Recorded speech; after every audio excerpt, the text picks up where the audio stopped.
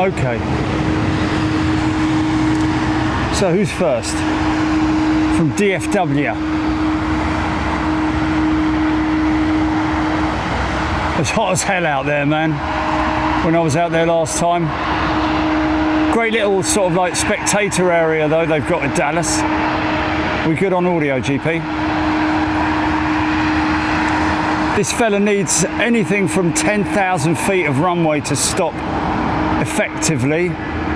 All this will be is brakes, as it's BA.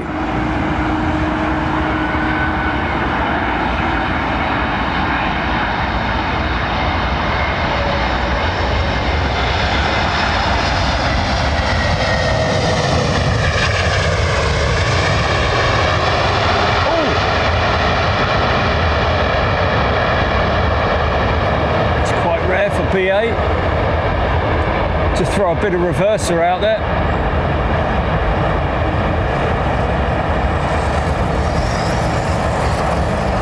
Maybe a little bit heavy, I don't know.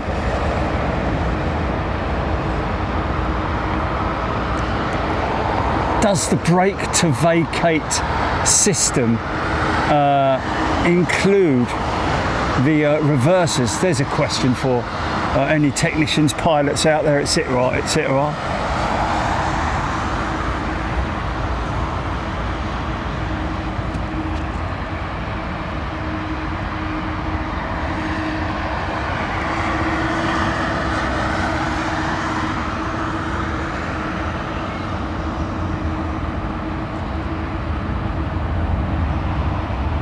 There we go.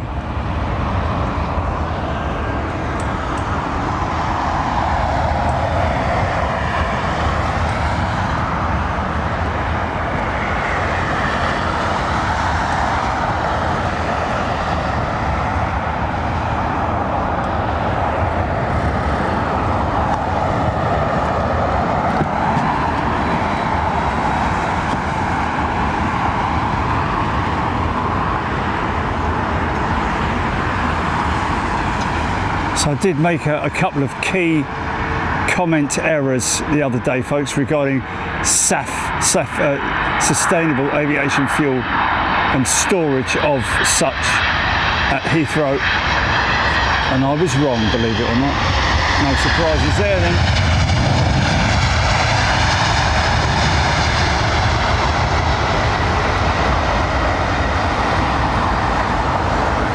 Shooting for around about 5.6% of blend mixture of SAF and jet fuel, which is piped in and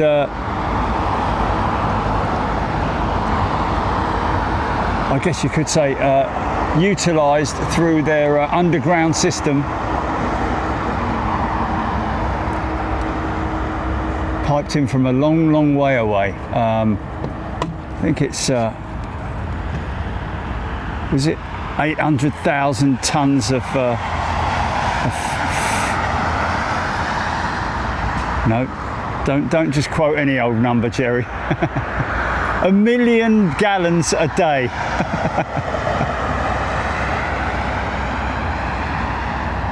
Say whatever comes to your mind, mate. Hope you're all doing well. Diana Lee has gifted £10 super chat straight away, right out of the box. Look, Kirsty Bowden is watching whilst taxiing on BA 920 to Düsseldorf. Let me see if I can find you, Katie. Oh, blimey. Kirsty, sorry. Can you find her, Julie? A little one in here. Yeah. Yeah, 920. Oh, hold on, that might be her there. Yeah, there it is. So she is taxiing up towards runway 27 left. Yeah, 320 CEO in front of an Iberia 320 by the looks of it. So Kirsty should be able to give us a little wave in a couple of minutes.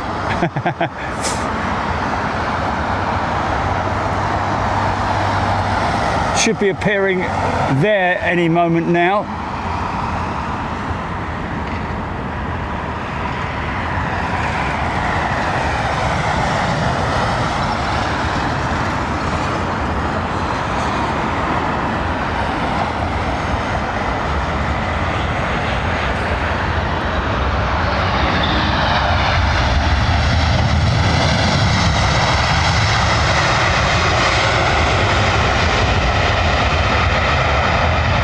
Electrical braking system on the Boeing 787. Interestingly, the front undercarriage is made by Safran, a European company, which interesting that Boeing have subbed that contract out to an individual company, like they have did do with Spirit Aerosystems for so long. There's Kirsty.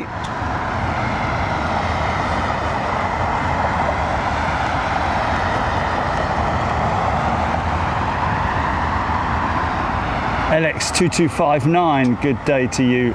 Lloyd 0705, good morning. Well, is it afternoon yet? No, it's still morning, isn't it?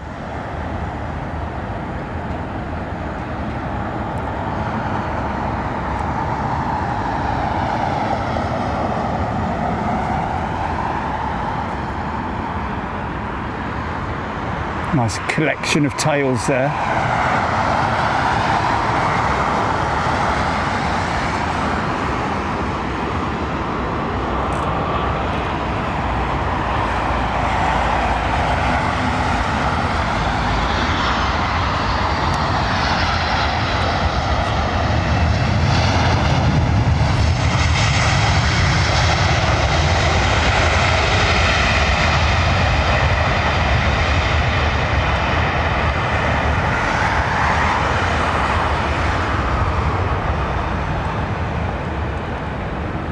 So if you look at the technical capabilities of these jetliners, most of the stopping action is actually done by way of the brake system, which is really impressive when you look at the makeup. It's not like your sort of car wheel braking system where you have a single disc attached to the hub, then a caliper with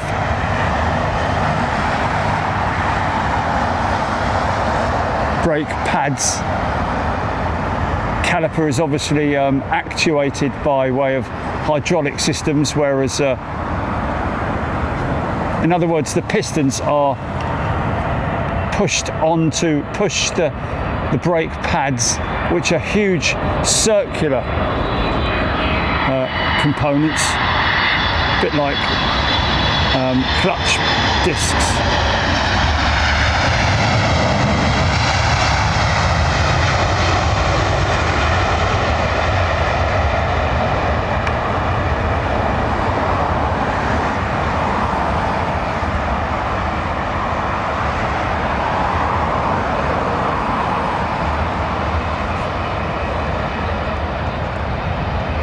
Sam Robson, wishing they were back in, I'm guessing that's Florida. AC Central. Oh. Nice. Air Canada Max, looking good, man. Joe Jet. Hampula. Yes, we do have a cooler box full of ice packs. Our ice packs are working perfectly, thank you, Paula.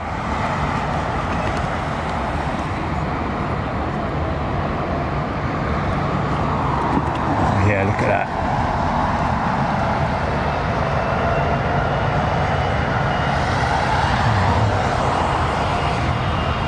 Could do if I could see the bleeding thing.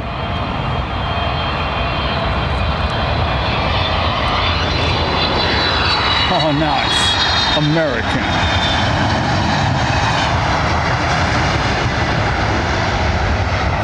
Just watch the planes go by, innit? Eh?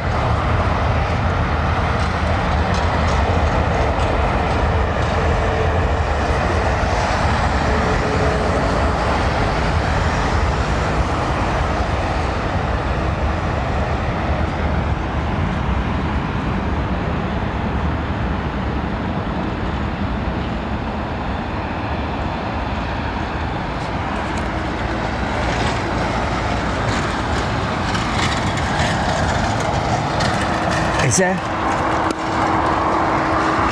Would you wanna? Do you wanna? A fingerprint on my lens, apparently, folks.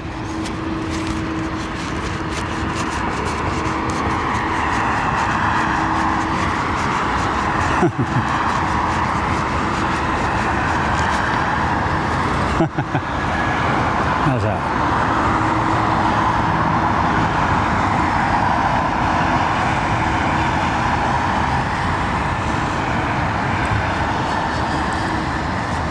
Like I said, these guys at one point were looking to become a real threat to Air India, weren't they? And then I think didn't Air India buy these guys or take them over or something?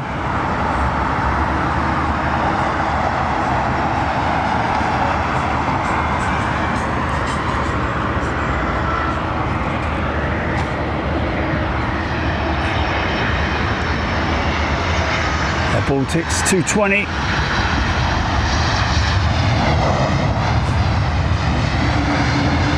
Hey, Chile. In the center console should be that applicator, the sun cream applicator. Yeah, the yellow and pink one. Nice. Got it. Cheers. Oh, mine that. Oh, brilliant. From Dragon's Den.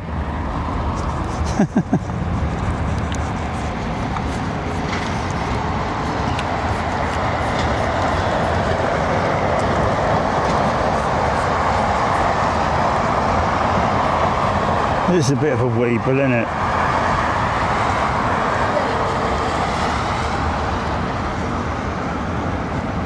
Have they got any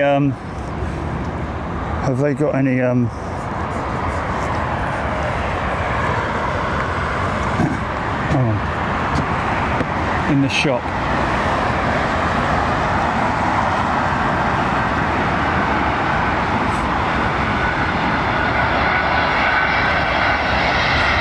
Heels in. Oasis in that shop.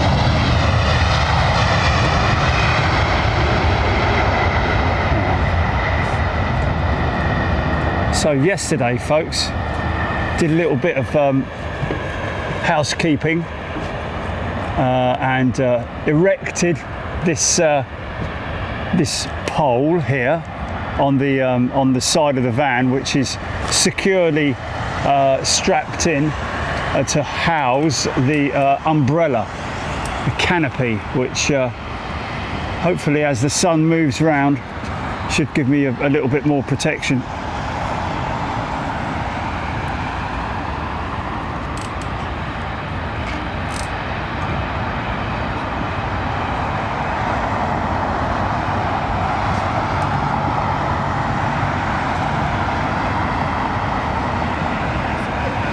Someone asking, are we watching departures or landings? I think that's kind of self-explanatory.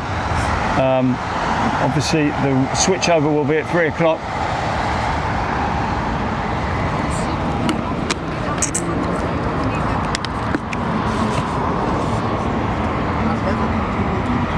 What are you talking about? Nice 333, look.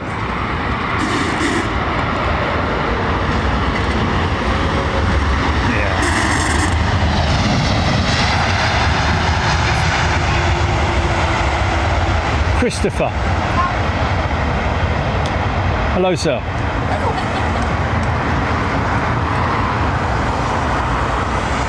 A lot of those being broken up for spares at the moment, these 330s. Engines being stored, good few million quid, those engines each. Even second-hand market is. Jerry,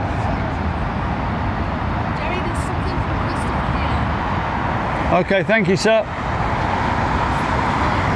Why do we need that?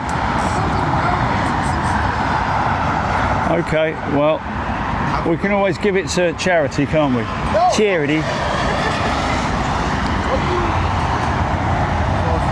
Kev Miller, Dillis.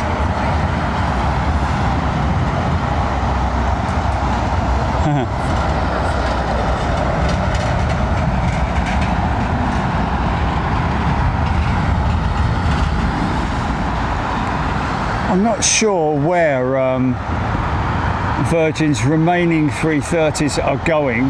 That's a Neo.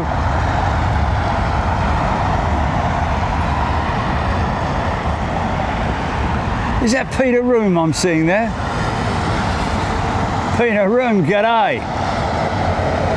Haven't seen you in a while, mate. Hope you're well. Kev Miller, Joe Jet, Nick Gray is there. There he is, look, correctly pointing out a 339 with Virgin Atlantic. CO Reg, and should be able to, what's that? RIF, RIF. Okay, well, someone's going to shout out her name. Roomy, g'day.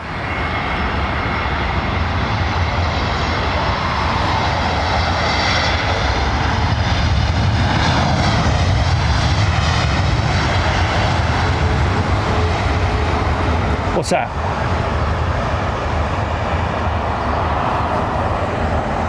Well,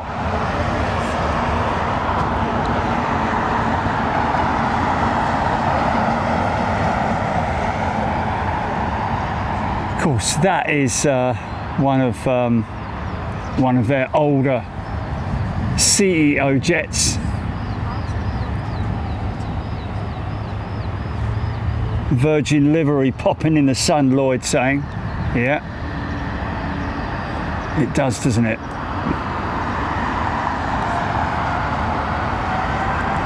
I call it the blended livery, where it blends into the tail, which is into the fuselage, which is pretty cool at the back. A bit like what they've done with the Alaska livery.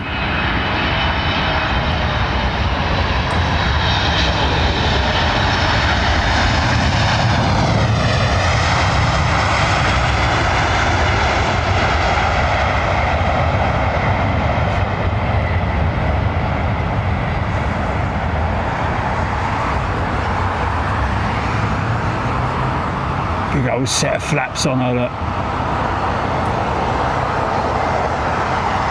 Of course, those flaps are not for slowing the aircraft during landing phase. It just slows the aircraft down during its descent. Controls the descent.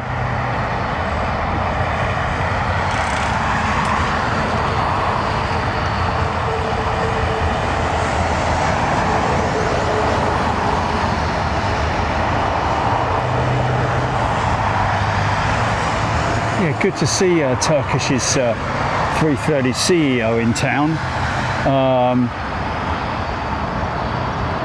When we're so used to seeing their 350 recently, also their 321 neo that they fly in here, and 777 as well from time to time. So no Emirates parked up on remote today.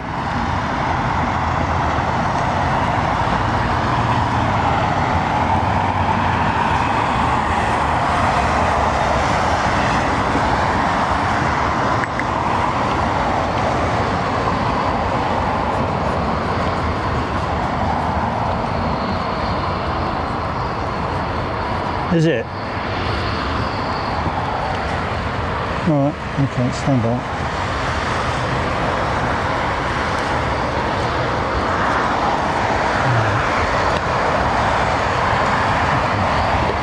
Let's have a look. Oh. Okay, there you go.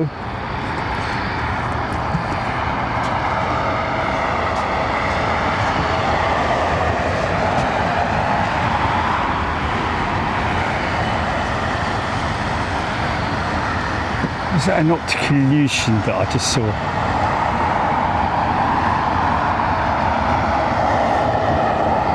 Yeah, sometimes you think, oh blimey, it's a DC, it's an MD-11. Look. Every now and then, it happens. Hey?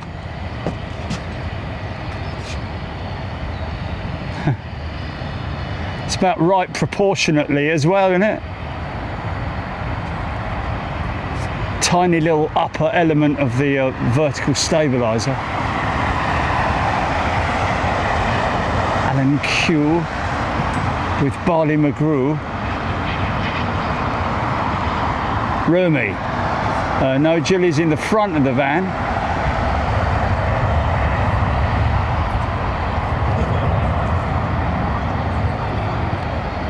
Yeah, you don't want to be in the. Mind you, it is probably quite cool in the back, I would have thought. There's a lot of sand in the back though.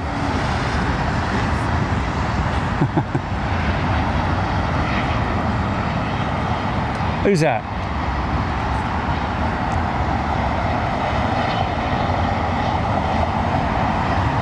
Suho, 4 A380 flights in a week. Awesome. So he's trimmed out those horizontal stabilizers.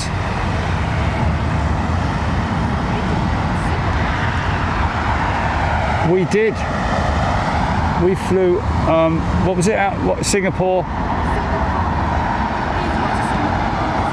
Heathrow, Singapore 380. Singapore to Sydney on the 380. Yeah, great company to fly with, Singapore Airlines. They're very strict on their politeness, and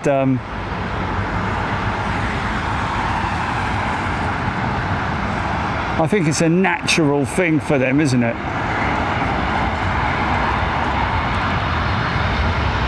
Customer satisfaction, 100% from us at least.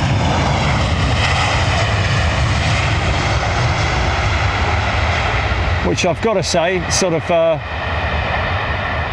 flows over into Virgin Atlantic as well. Oh, okay, hold on a minute. I've got a bit of a wonky head here. Stand by. Let me just straighten this out, folks. Yeah, wait a minute.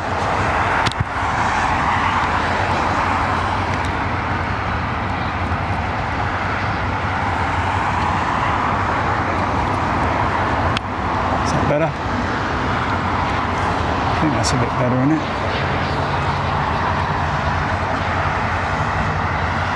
Is that better? Yeah.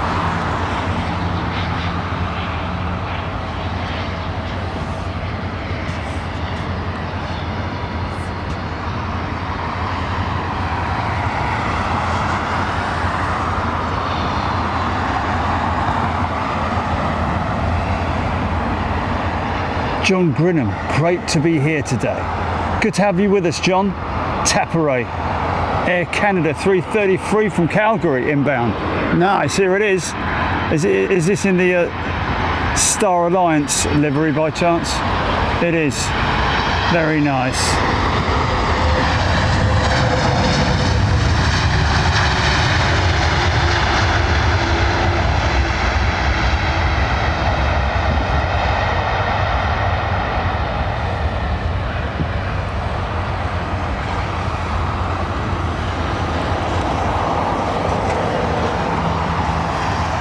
Half-inch to set of cowls off a newer liveried jet. Ian R, thank you Ian. Video and audio great. That's what we like to hear, mate. Great feedback, thank you, sir.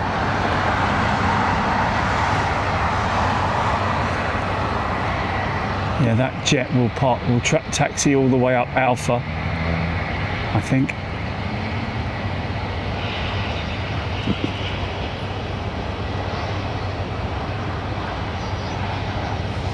Oh, Turkish 777 supposed to take off at 11 o'clock.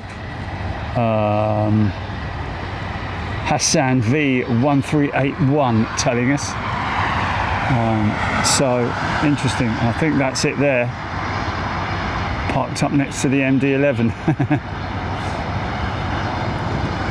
Let's just pretend, shall we?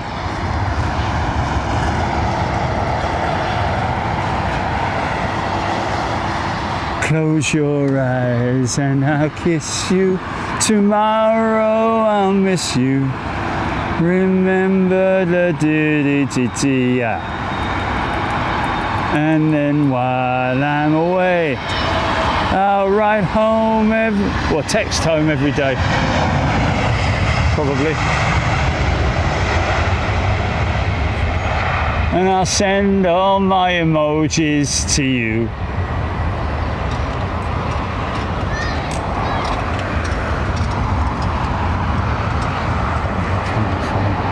Sandwiches.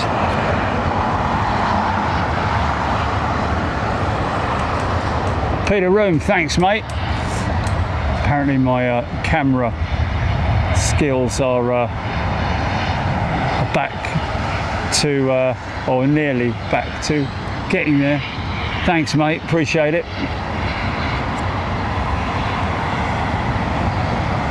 Kev Miller.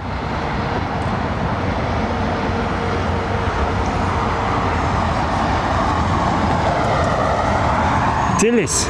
Well, you did, didn't you, Dillis? Still keen to see that thing fired up. Whether it's going to happen or not, I don't know. We have seen it in the past, of course. They don't use liquid fuel, they use gas, which is quite interesting.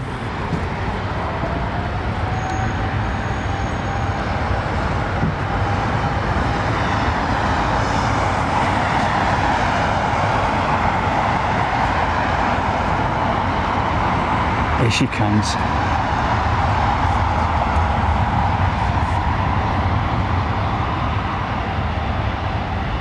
Thank you, Mark Brooks.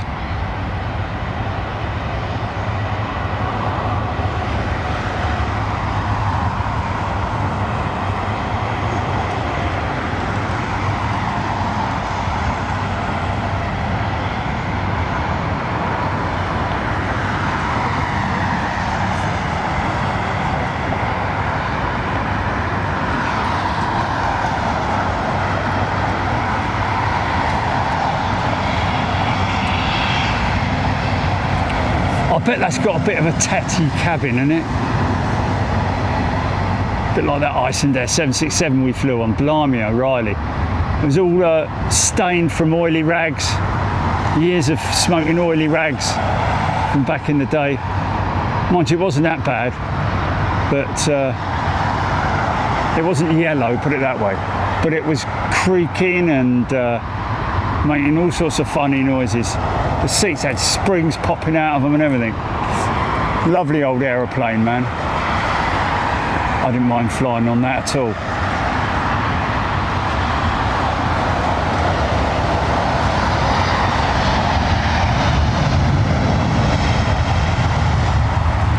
Any pilots can confirm, but I'm guessing that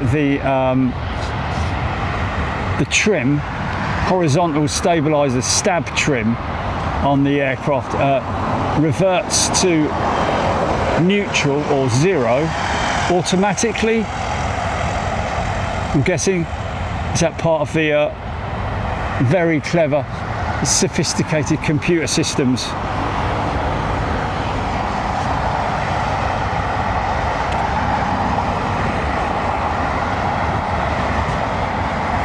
Oh, Rumi, I think, to be honest with you, the American/Canadian carriers, yeah, Air Canada does have a lot of operations out of Heathrow.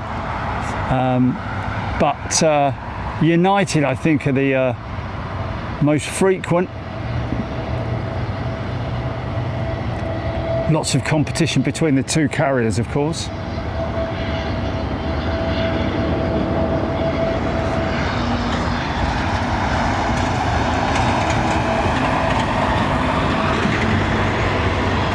unmistakable sound of the Neo.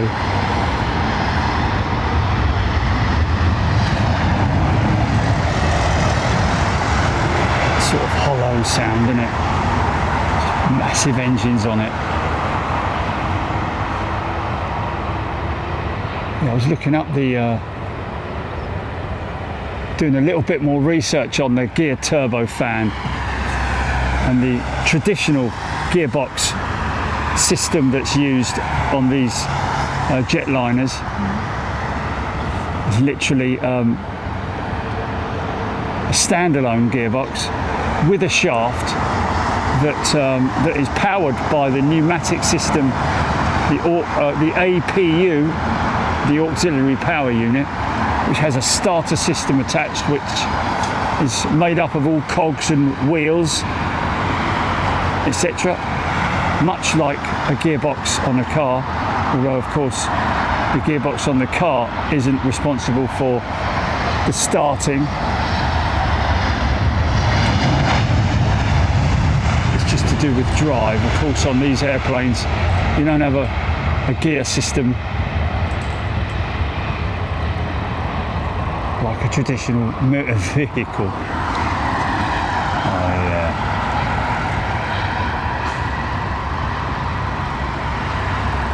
Is that a super stretch? I think that's a super stretch, isn't it? 787.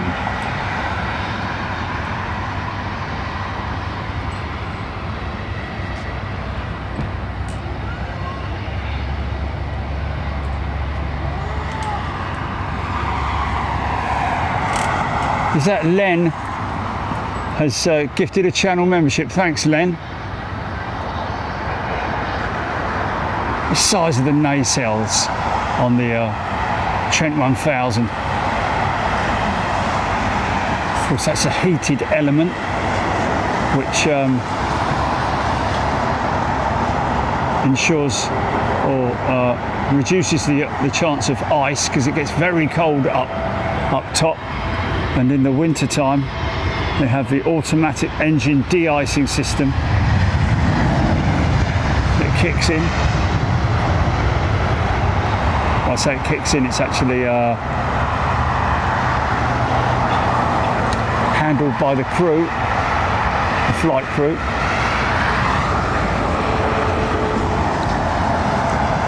And of course, there is an acoustic lining inside the nacelle as well, or the nacelle, whichever way you want to describe it.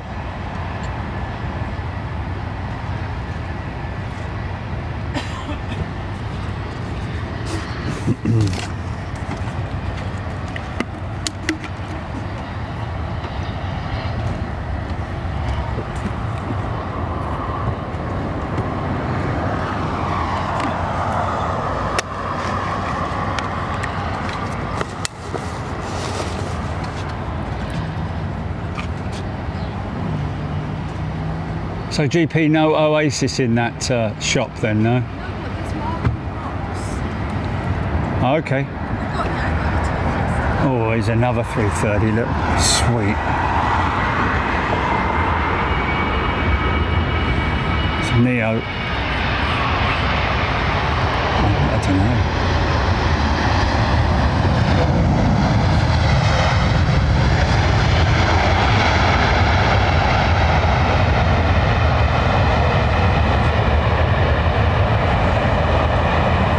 Of course, the Trent 1000 fix has taken a lot of technology, borrowed a lot of technology from the Trent 7000 engine.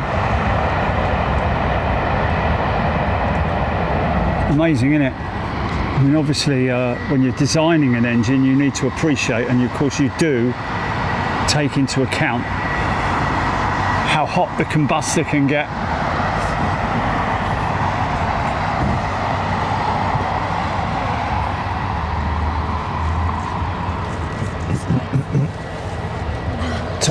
Cheers.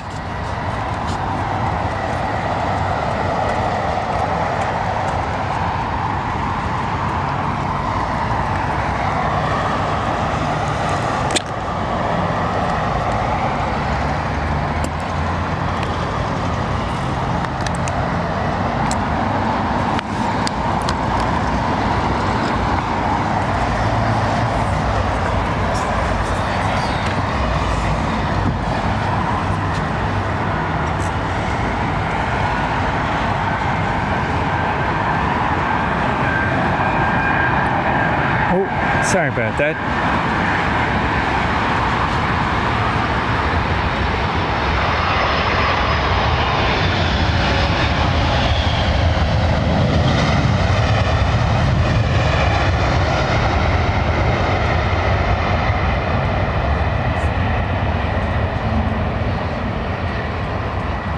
I mean, obviously one can appreciate that the brakes get extremely hot on landing. I believe it's usually they allow for a minimum of 90 minutes, 90 minutes, for the brakes to cool so that they're effective in the case of an RTO, because obviously during an RTO you need your brakes set at max. Tapare, that was 226, BA 226 from Atlanta. 29 years old, luminate.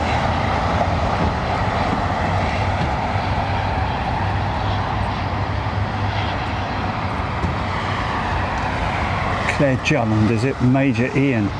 Good afternoon to you, sir.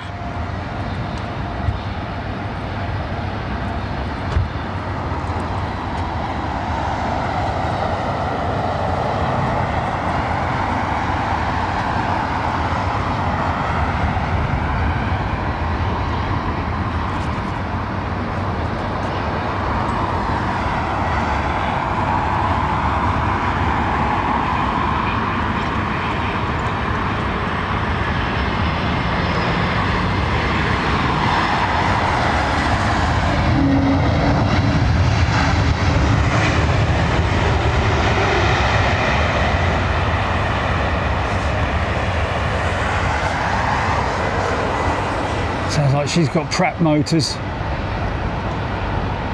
Possibly. That might have been the brakes as well though. Of course, flying through extreme cold conditions at high altitude means that during descent you will naturally get condensation. Anybody need anything from the milkman? Cheese, yogurt? I think he's all out of yogurt. It's all gone off, isn't it?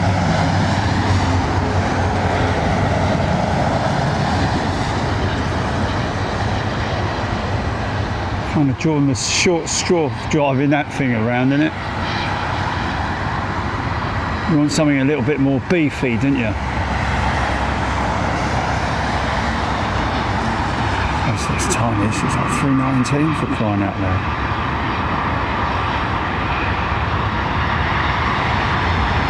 Nope. Oh, I don't know though. Is that a 1-1?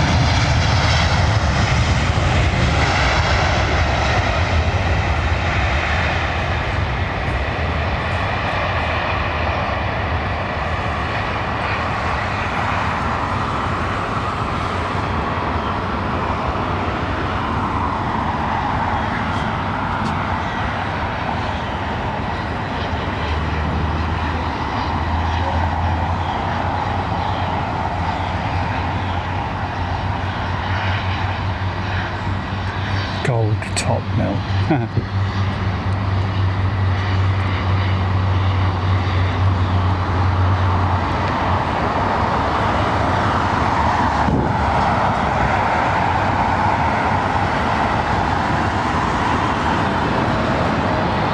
Nice, one of Americans. Triples.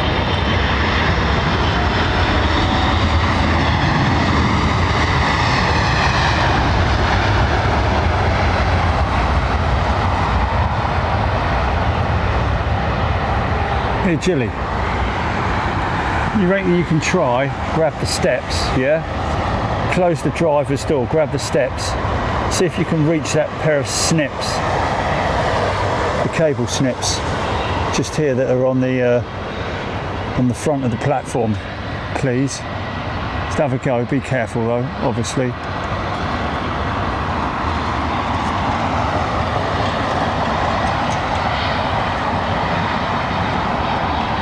Oh, here we go, look.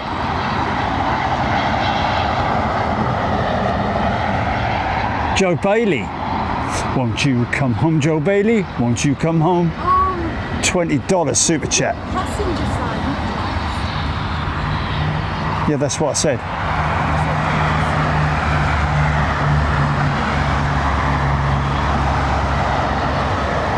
Steve Keach is a returning member. Welcome back, Steve. Good to see you, mate. Thank you, everybody, for your continued support. Wonderful people, aren't you, eh? Nice one, thank you. Ta.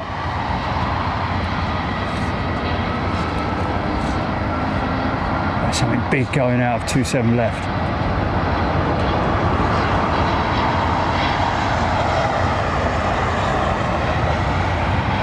$350 by any chance? No.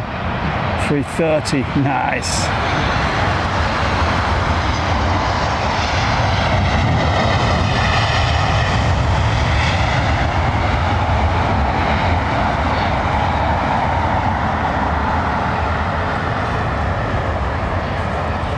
Should be able to get him on the rotate.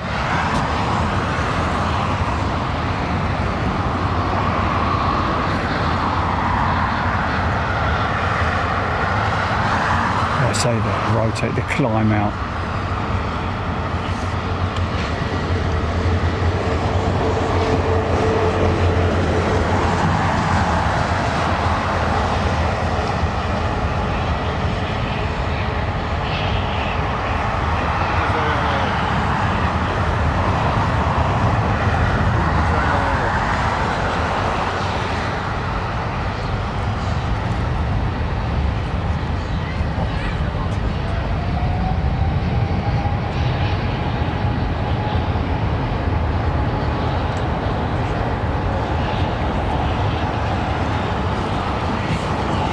It is the best time of the flight. For me, the best time of the flight is landing.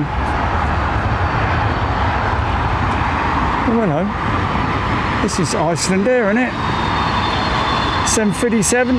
Nice. Look at that. Yeah.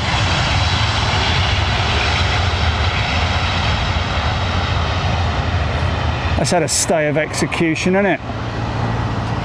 That'll taxi past us. Nice. Tommy Thompson gifting a channel membership. Thank you, Tommy.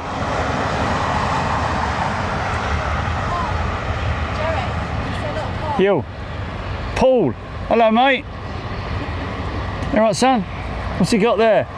The big roo. Nice. He's watching video. Yeah. Yeah, that's a great model to have, mate.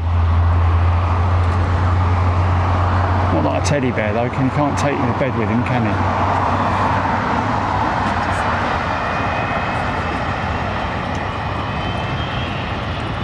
he? The big roo.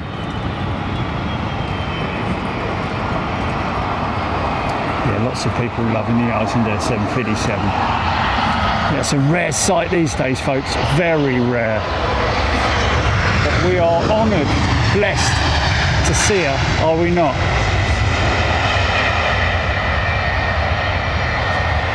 It's a 200, isn't it?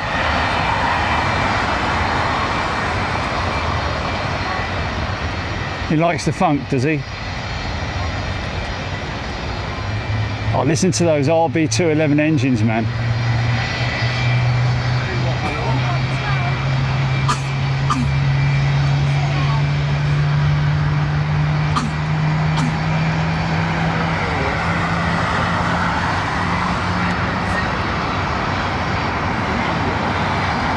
Me, a name I call myself.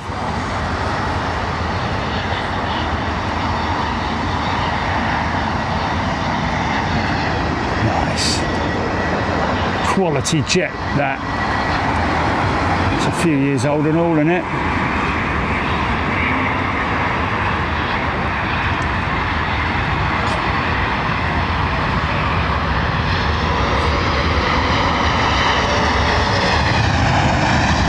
Stickers there, Jilly.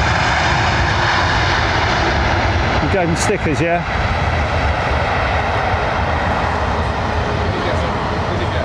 Oh, cool. Oh, thank you.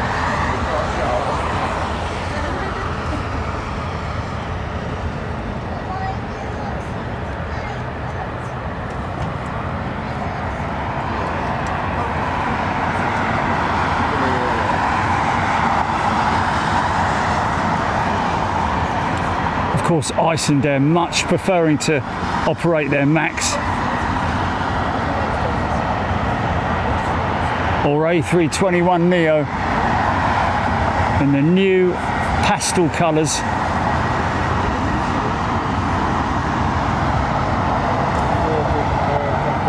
Oh, 27 years old, man.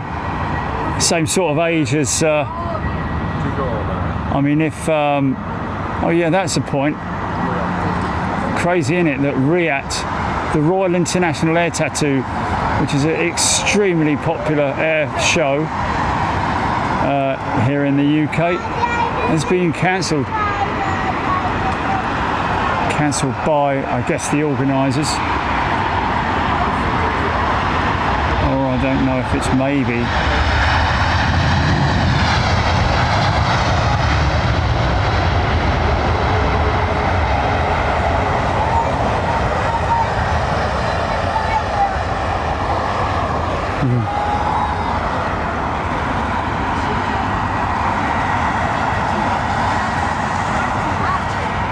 Steve's slow driving that.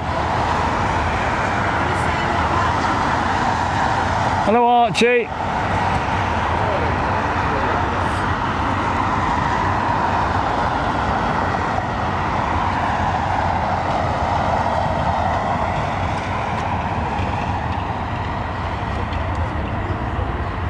Right, we've got to leave them to it. Thank you.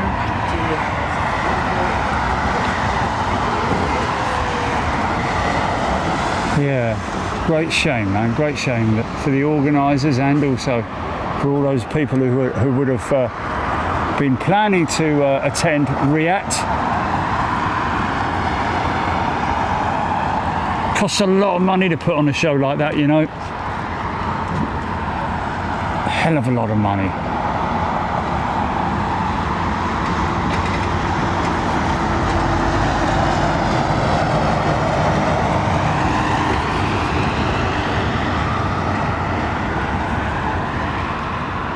Who's this? Scott Shallcross recently flew on a 27-year-old Lufthansa 747-400. Wow. Singapore to Frankfurt. Loved every minute of the experience. Good on you, mate.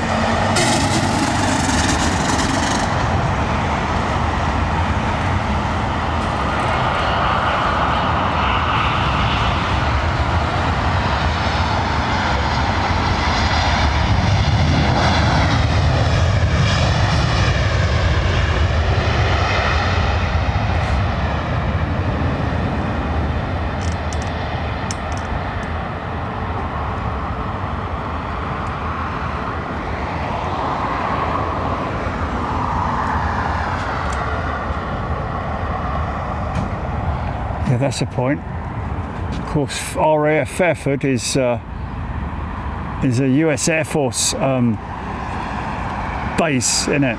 So it's so it could be brought to life. There could be a call to arms at any moment, couldn't there? Not that we like talking about it, but it could happen.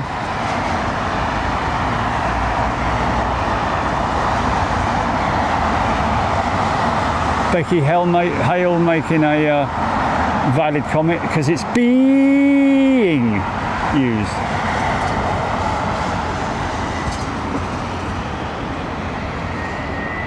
Jan Stan.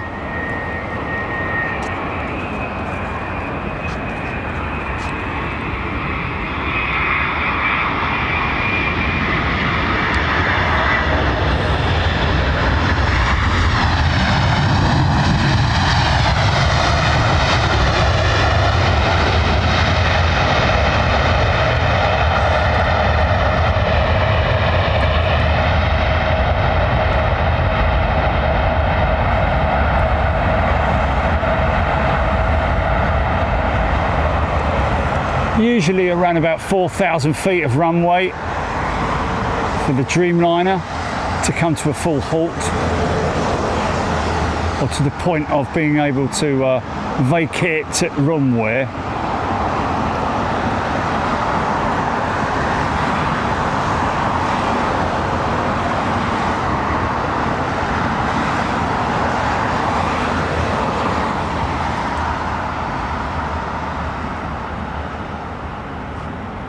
What's this Nick saying? 787 failed again.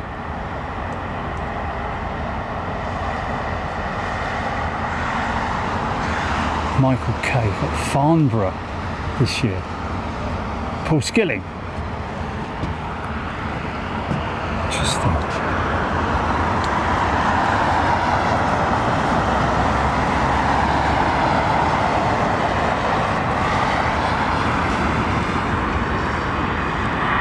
Hooray, a drop of golden sun.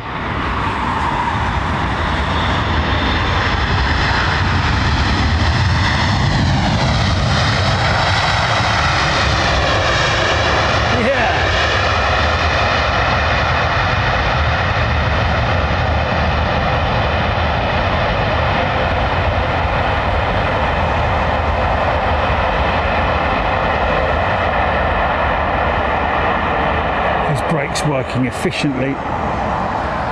Yeah, nice little bit of reverse action there. Decel.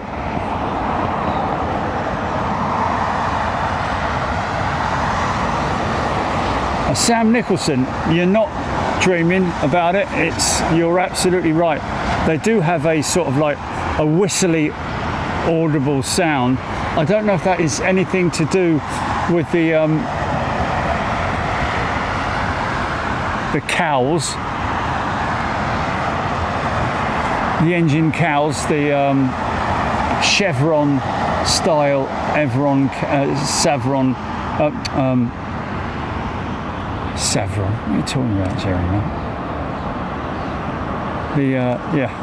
The Savron. What's the matter with you? Get your tongue back in your head, mate.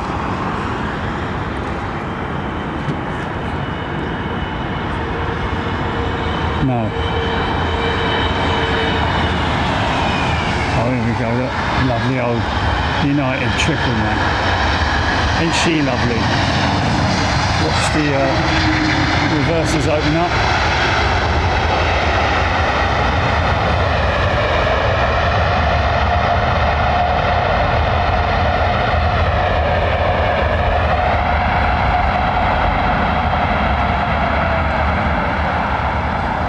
Yeah, chevron, there we go. Yeah.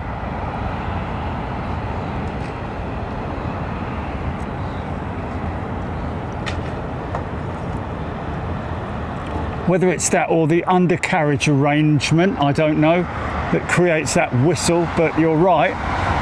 It definitely does have a sort of whistle about it. Fuiten.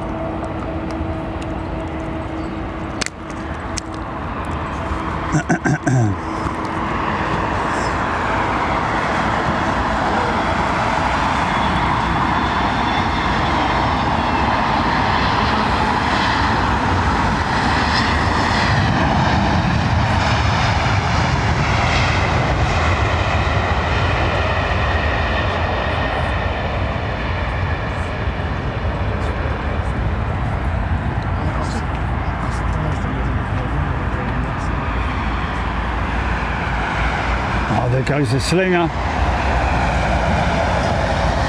This will be a big left-hand turn.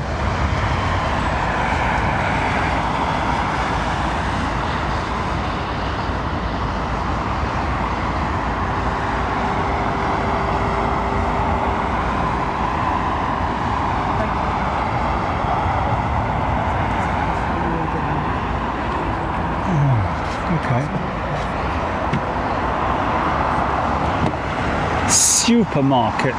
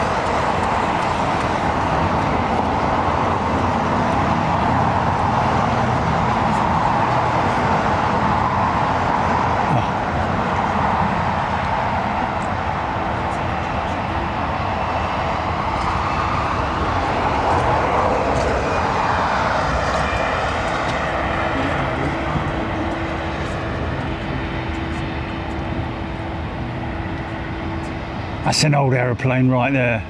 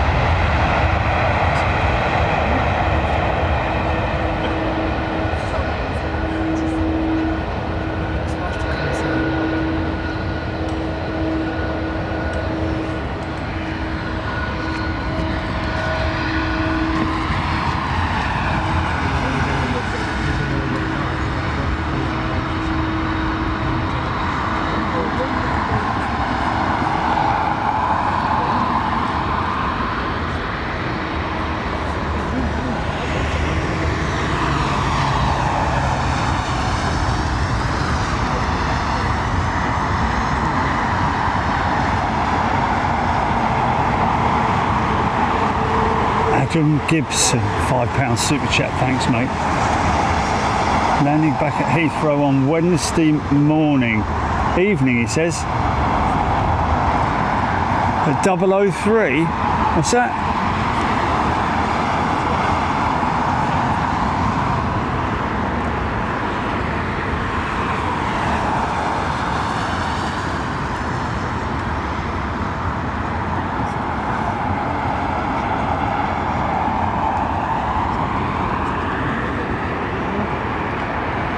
On EX003.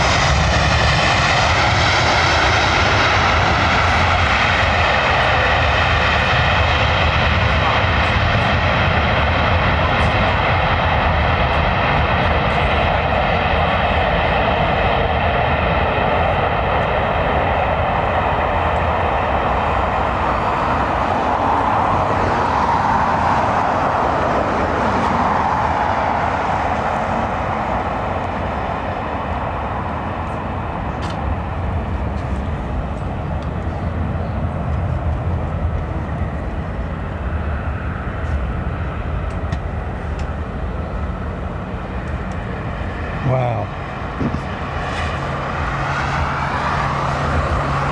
Is that Mark saying the United 777-200? That one will be 29 years old in July. Wow. It's the one that has just pulled into gate. Crazy, 29 years old, man. Of course, United slated to be getting the A350 which will be extremely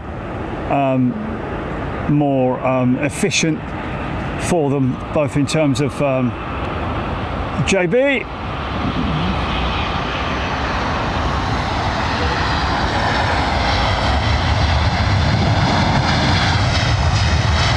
Price per seat, cost per seat.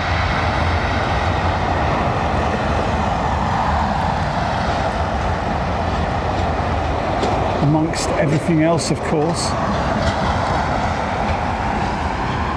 that you can think about logistically running a operating an aircraft. Becky Hale, £5 super chat. Saw the A380 at the Farnborough show when it did its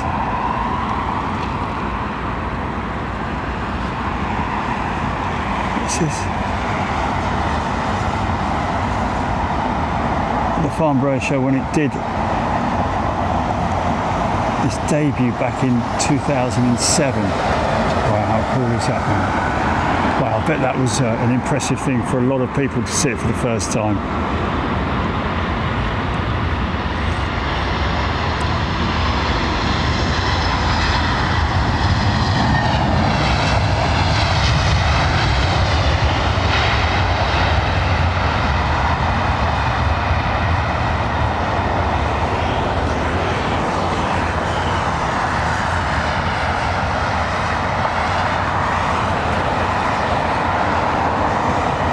Q has thrown a pound into super chat. Thanks, mate.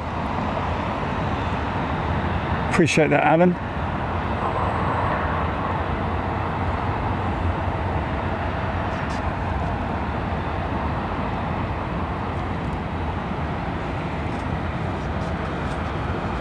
JetBlue ready to go.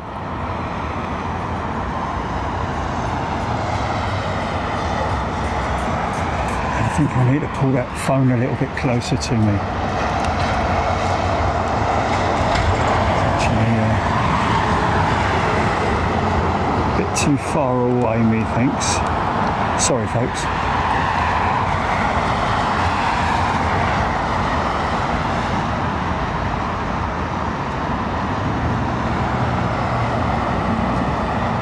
Penny Haskins. A bad flight to and from Cape Town on 777s. Oh dear.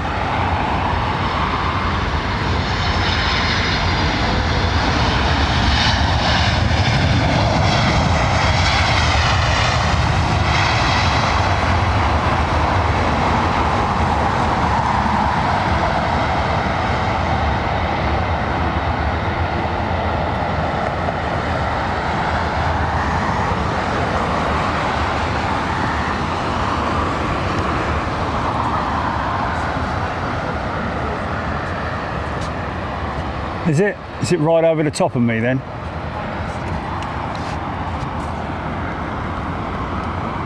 Oh, hold on a minute, we've got a cruiser.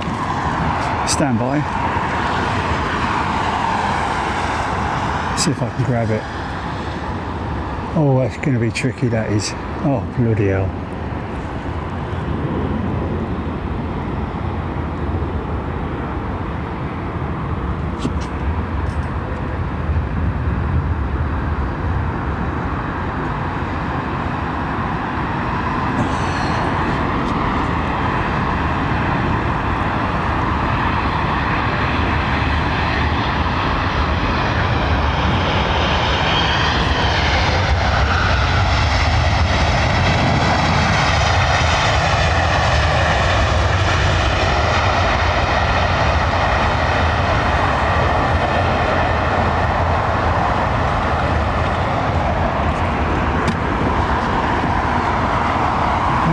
Pinky is operational today.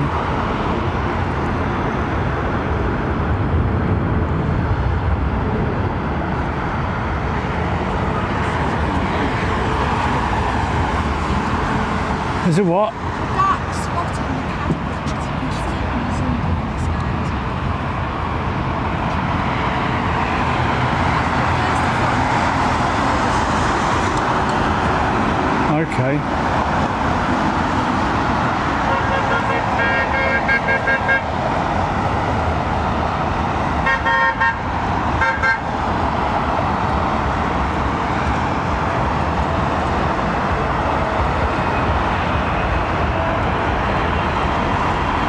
Now there's a job, first job for somebody. If they're a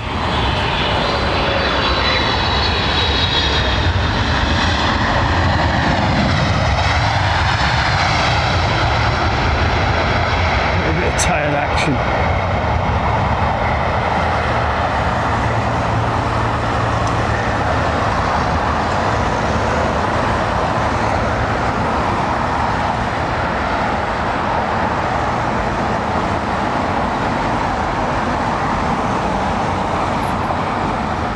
Some nose gear steering only comes into effect at lower speeds, sort of around about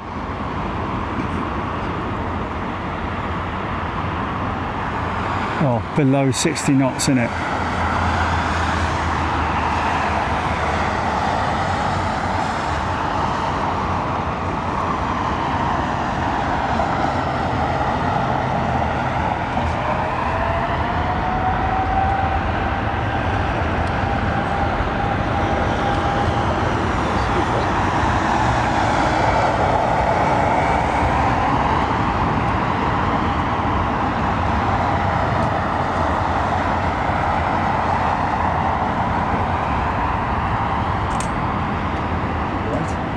Michael Jackerman. Just wondering if Lunch at a local steakhouse.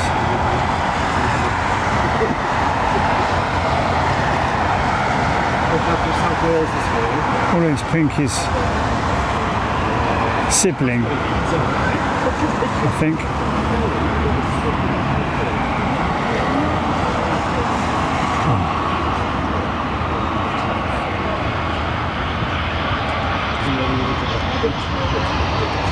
Brian Stewart, that was a Cargolux 747 over the top of us. Or is that?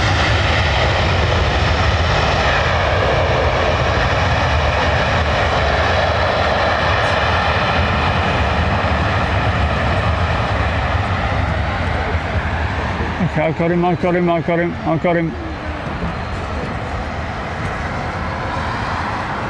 Oh, that's a shame, isn't it? Orinoco.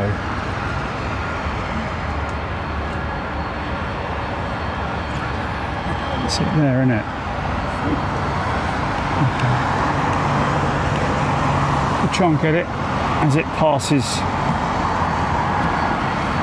overhead. There she is. There's Pinky.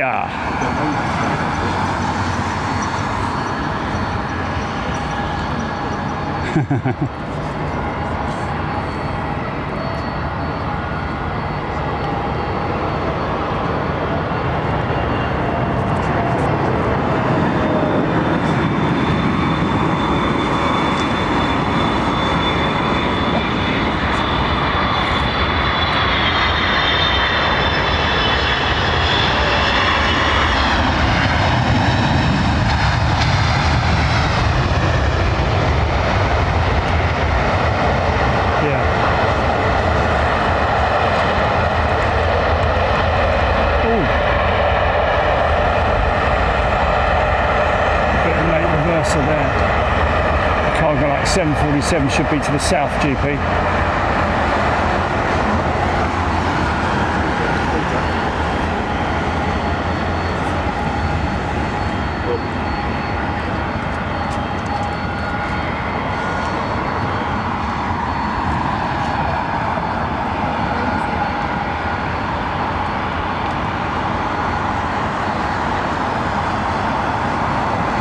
What are they doing then?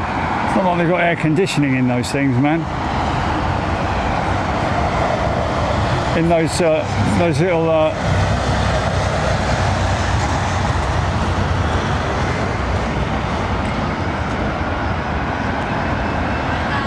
I got him, all right, I got him.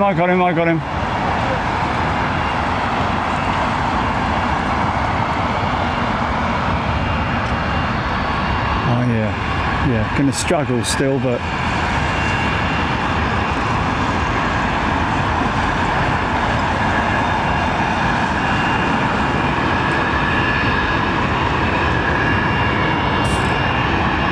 there she is.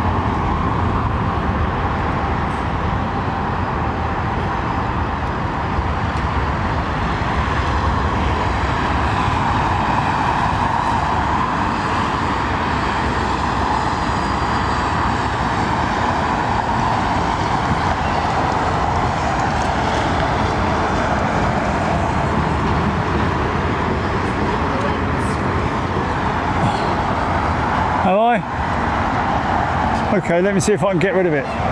Stand by, folks. Just going to have a wipe on the lens.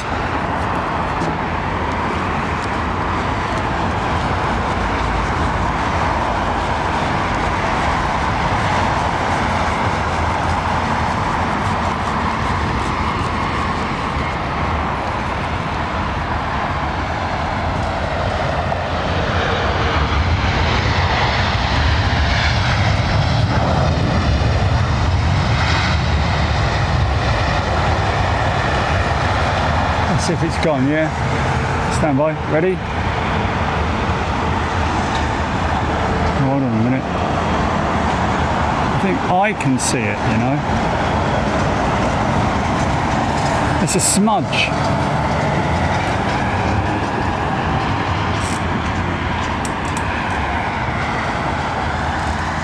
Oh, in that case, I've got no idea.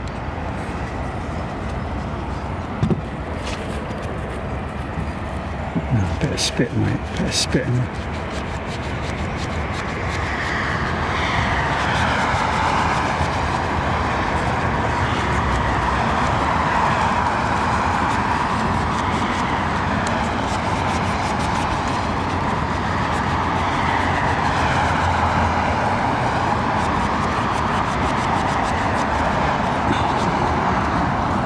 Just check it. Just check it, Jilly.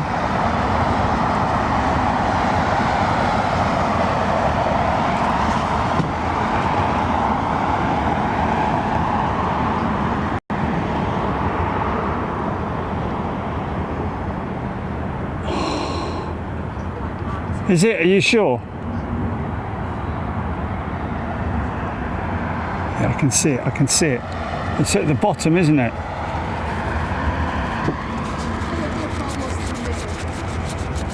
Yeah, that needs some proper cleaner on it, mate.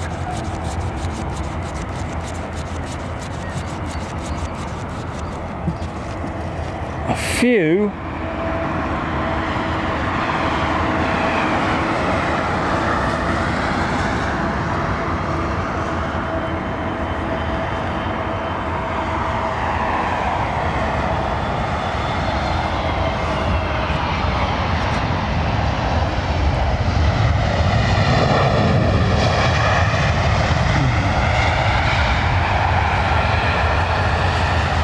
Yeah, it's not, the camera is not exposed directly to the sun at the moment because of the canopy.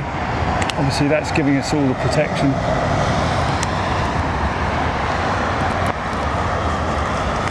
I've got to be honest, it is lovely in the shade.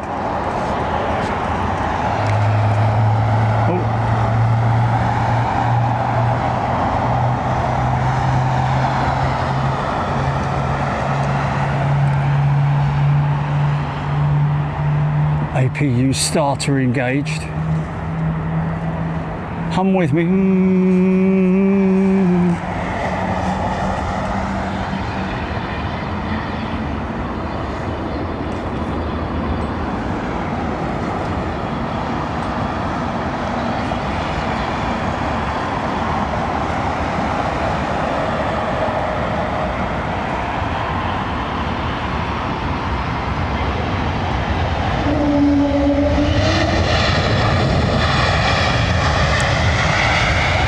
Johnny Scott 64. Good day to you.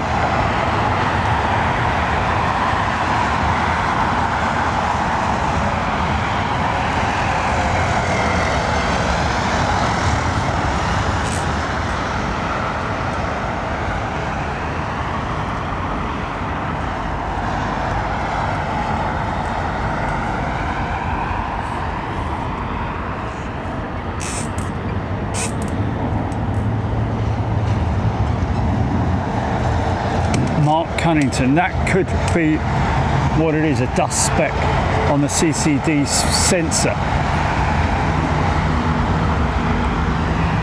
In which case, how the hell do you get that out?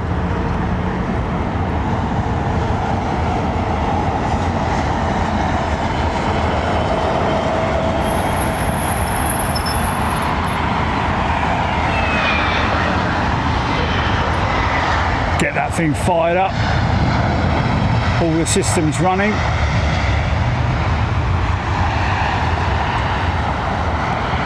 Trim your stabs out.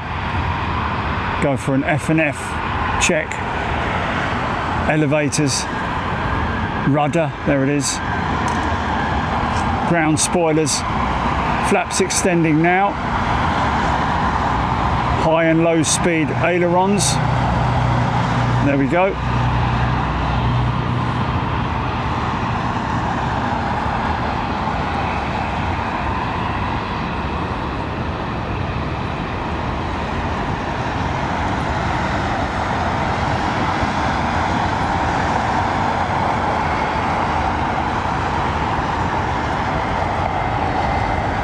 That's not much bleeding good, is it?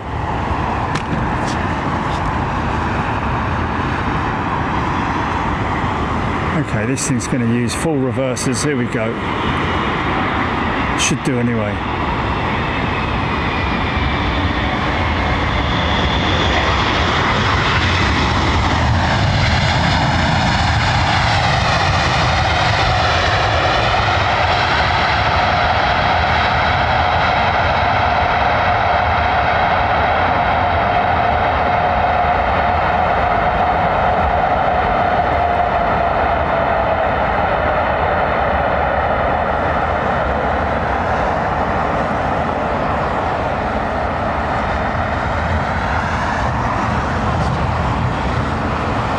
Go on in. Yes, it is. Yeah.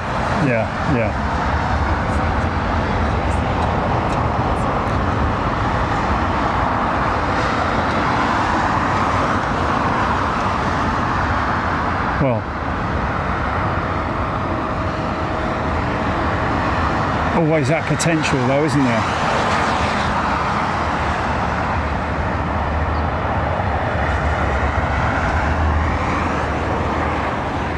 Someone asking, are pilots assigned the same routes, or do they just go where they're told to go? Literally, that's it. It will be, they'll get a monthly roster, so they'll know ahead of time where they're going.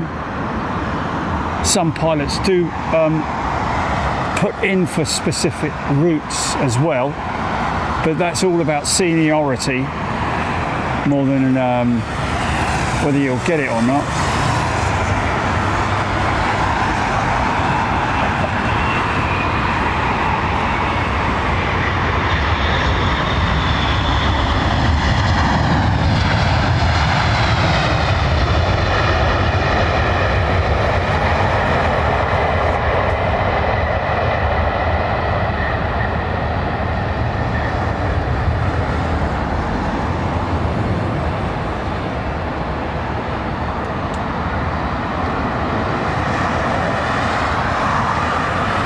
I was looking at the wing of the Alaska 787 as it was lined up on 27 right when we were at the courtyard the other day. Beautiful wing on it. Looks like it's got all that white paint on it.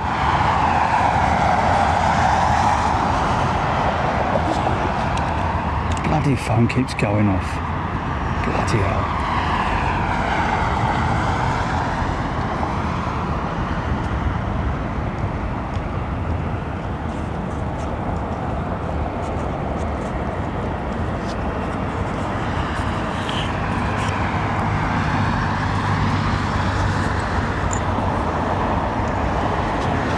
A drop of golden sun.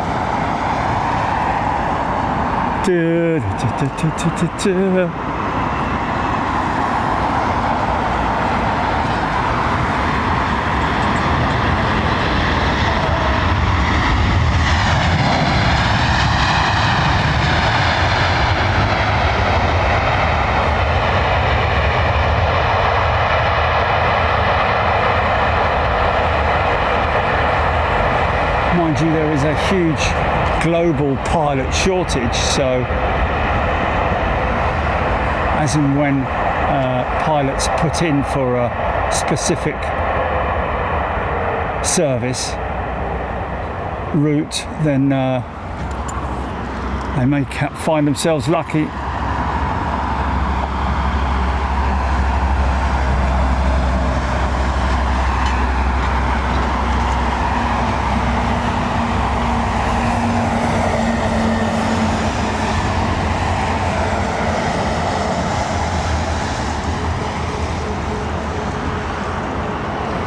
In from Jeddah.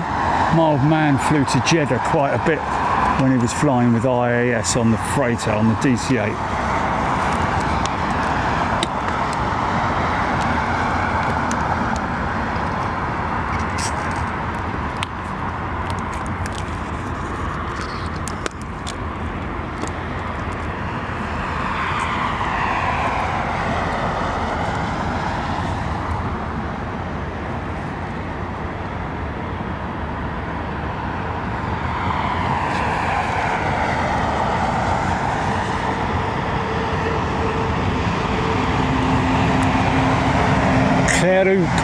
Loving the shots, thank you, Claire.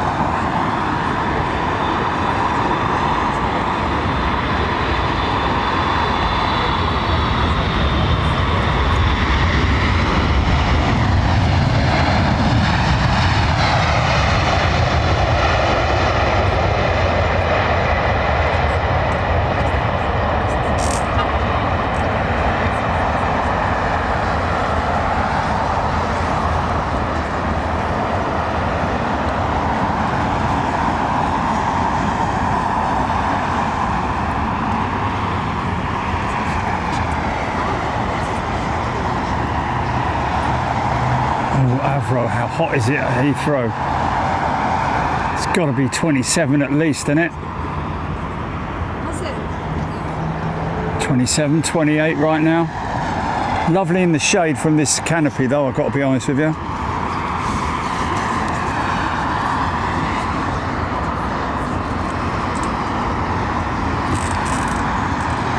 A needle pulling thread.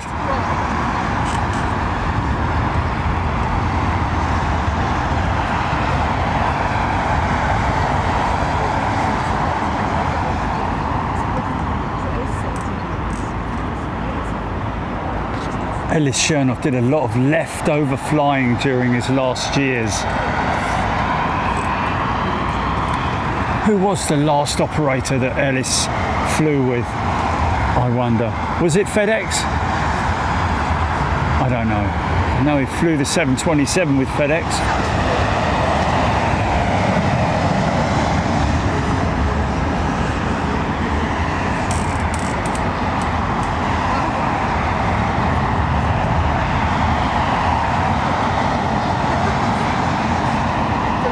Andy Mende, 27 centigrade on 27 right. Imagine what the the runway temperature is.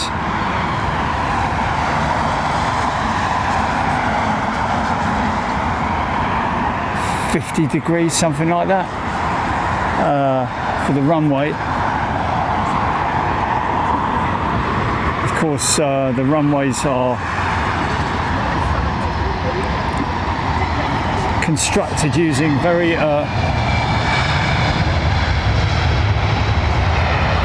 heat resistant materials, tar macadam. Concrete is the base layer, I think.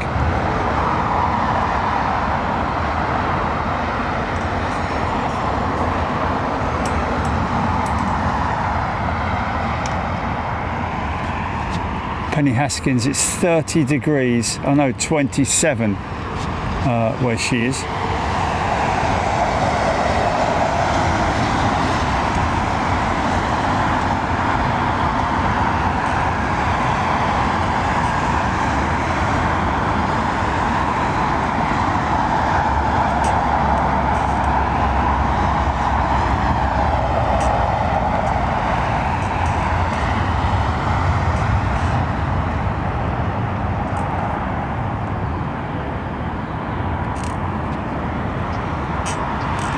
Oh, there we go, Boeing 747 Classic, DC-10, MD-11 and MD-10 for Ellis.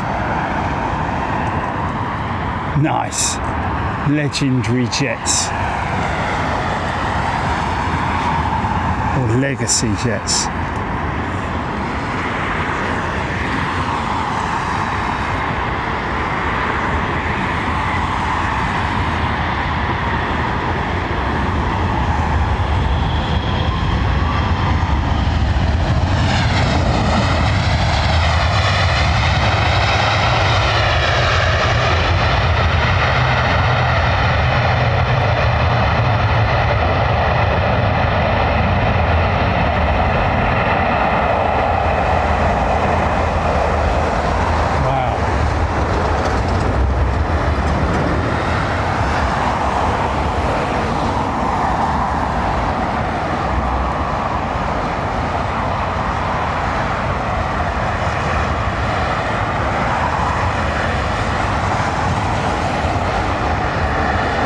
Mark Clayton, that would be very difficult because we'd have to power a portable aircon unit, obviously.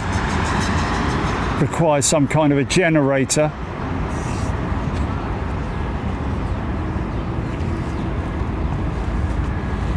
You should be at the back of the van though, Chilly.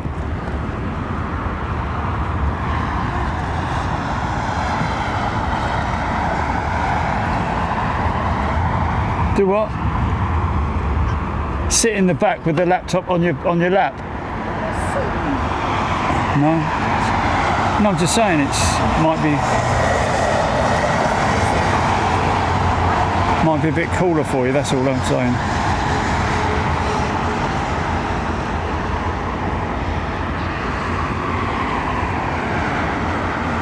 Gavin Darvell. Warmer than Tokyo today. No, no, no, no, no, no, no, no, no. I got your picture. I got your picture. I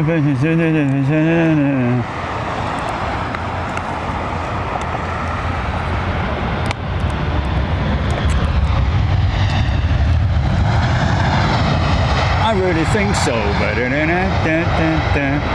Tony Japanese, I think I'm Tony Japan. I really think so.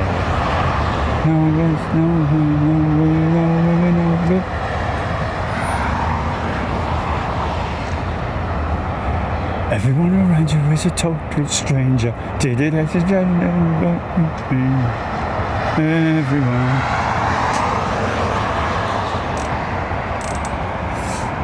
Rob Viking, 1 Aviation, 27 is bearable, 34 is hot. You're right, mate, he's bang on there, isn't he? 34 is hot, isn't it?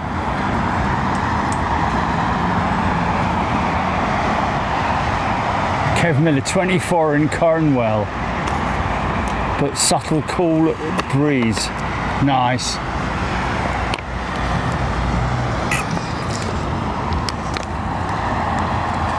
Breeze is always welcome.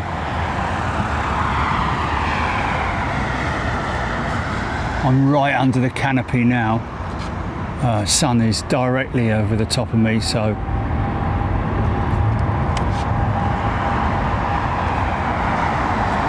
well shielded from the direct sunlight. Nice. Air Canada triple going up.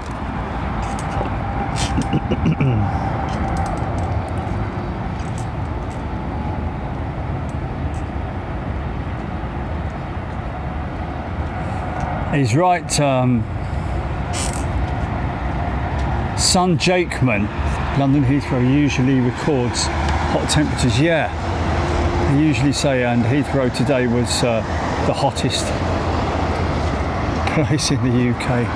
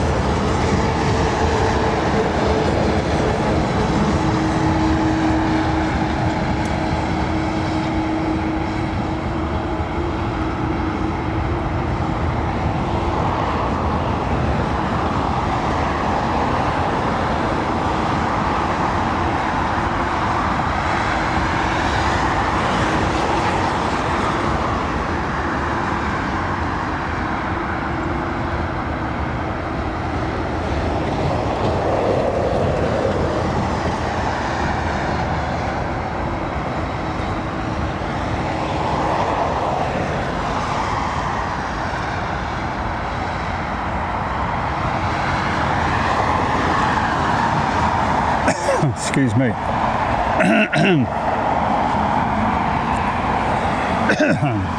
Oh, I say, Bob Fleming here, fly fishing.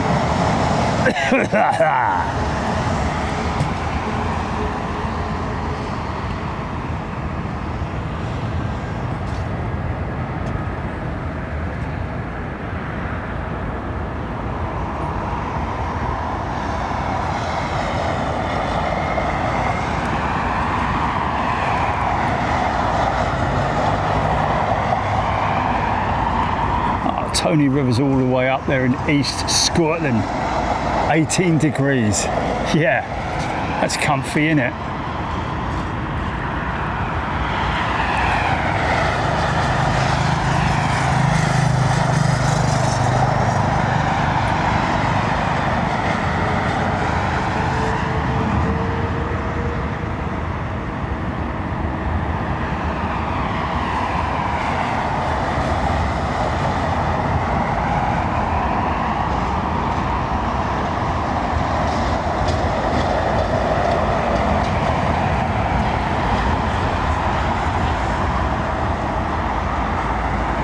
Sorry, folks.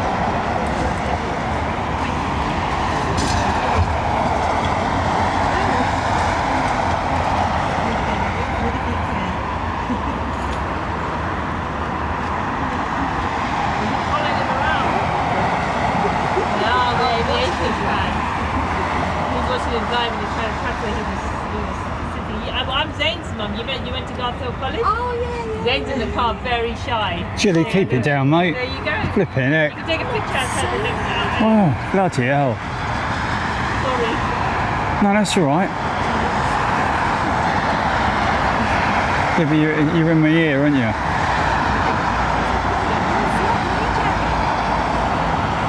All right, all right, all right.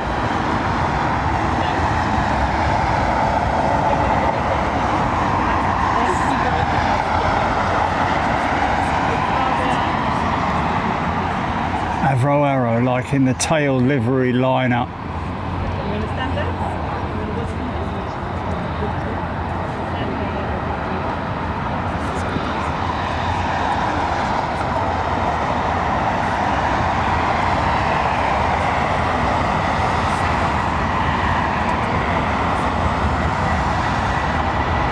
Thank you, Caroline. Oh, here we go, look. Nice. Proper jetliner.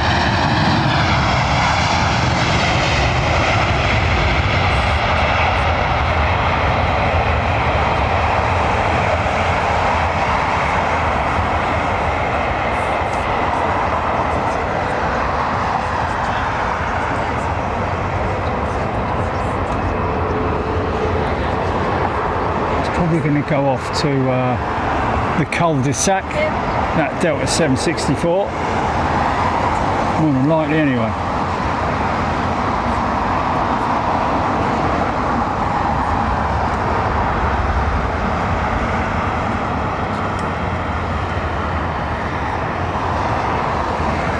Nick Engelman.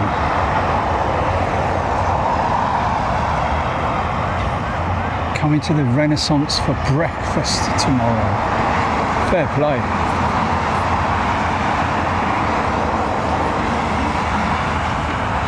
Well, there are some great views to be had, even from the ground floor. And there are some tables near to the front windows as well. So try and pick that spot, obviously.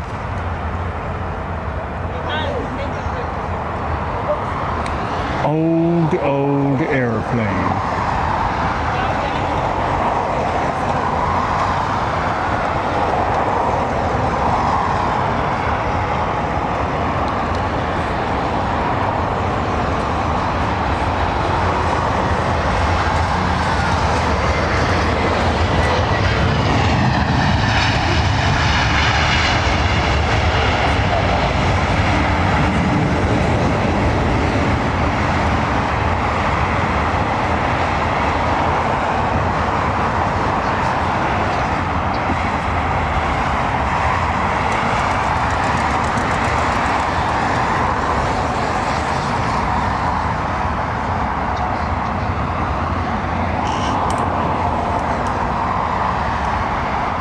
Jumping and remembering the Delta TriStar livery, yeah. I saw a great image the other day posted by one of the regulars on LinkedIn. Southwest Airlines TriStar, of course, powered by the Rolls-Royce RB211 exclusively on that aircraft.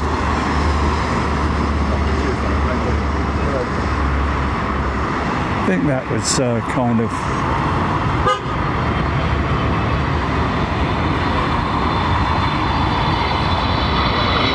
no, not Southwest Airlines, Pacific Southwest Airlines, I think it was.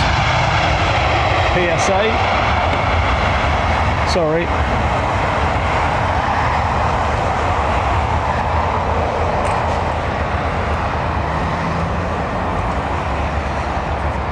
Nice.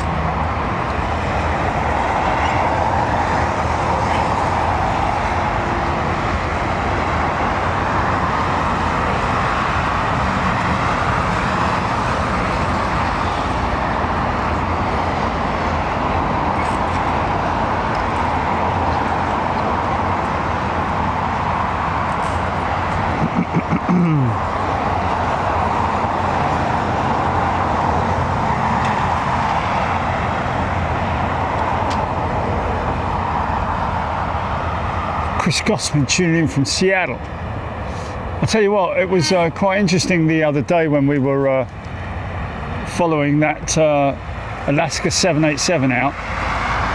Right after we'd finished filming, a lovely lady came up and said, I was on the aircraft when it landed. A Seattle local. Lovely lady. She works for Alaska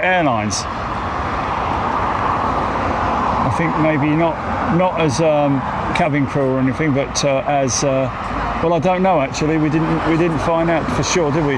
Administration or something possibly.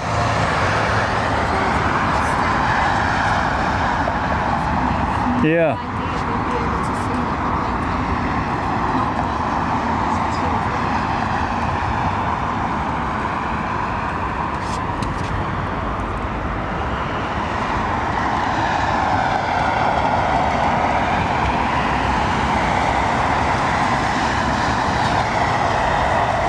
Romance sites.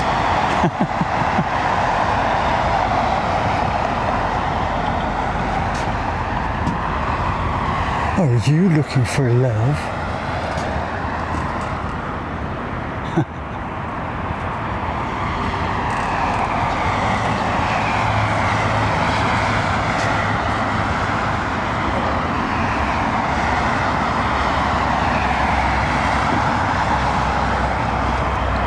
Yeah, and of course that Delta jet in from Atlanta. Interesting, I don't know if Ellis is still on, but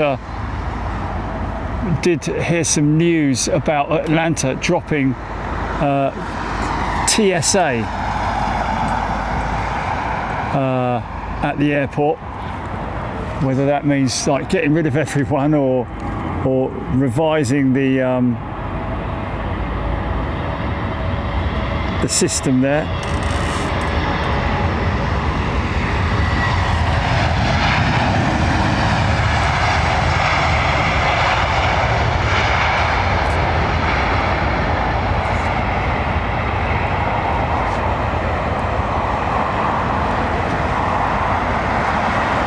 See you, Chriso.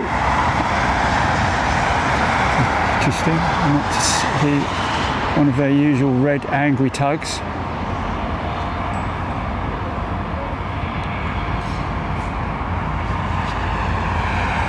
Big old set of Trent 7000s.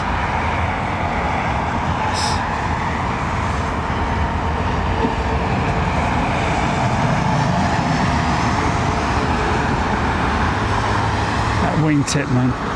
The blade. Watch as it goes past, how it deforms and forms another shape.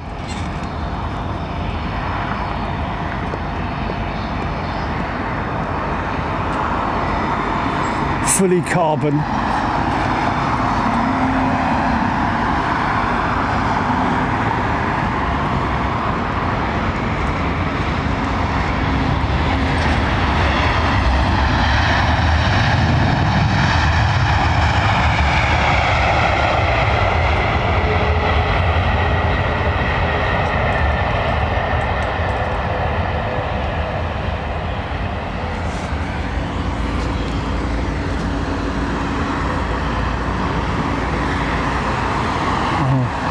There we go.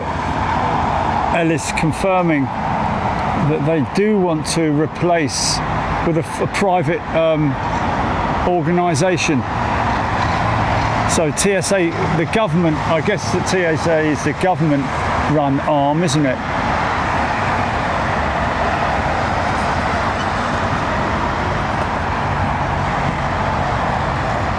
So more. How do you employ someone that treats you like a piece of because you know, you've got to be pretty hard-skinned, haven't you, working with an organisation like that.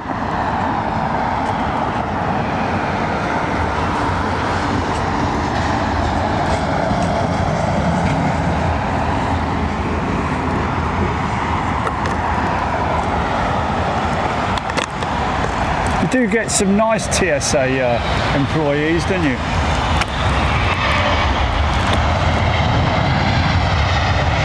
From time to time.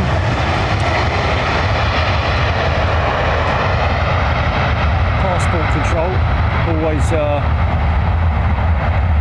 half decent, unless you're flying through Miami, of course. With British Airways, good luck. Romance sites, hilarious.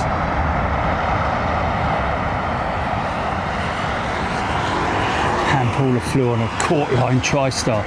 Had great, that was a pastel livery, wasn't it, Court Line? A bit like Icelandair with their multiple coloured aircraft. Celtic Mel.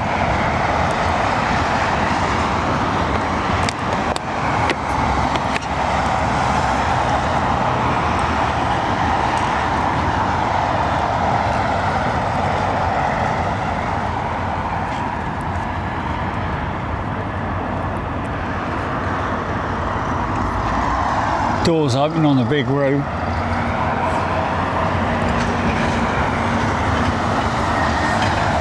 That's good livery, isn't it?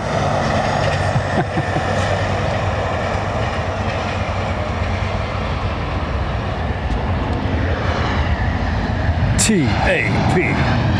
It's in the game.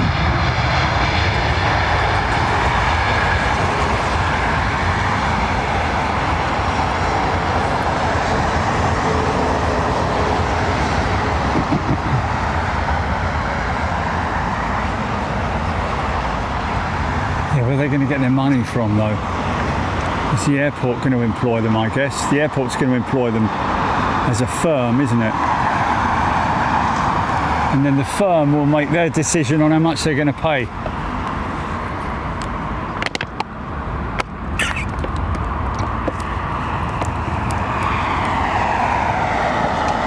Yeah, it's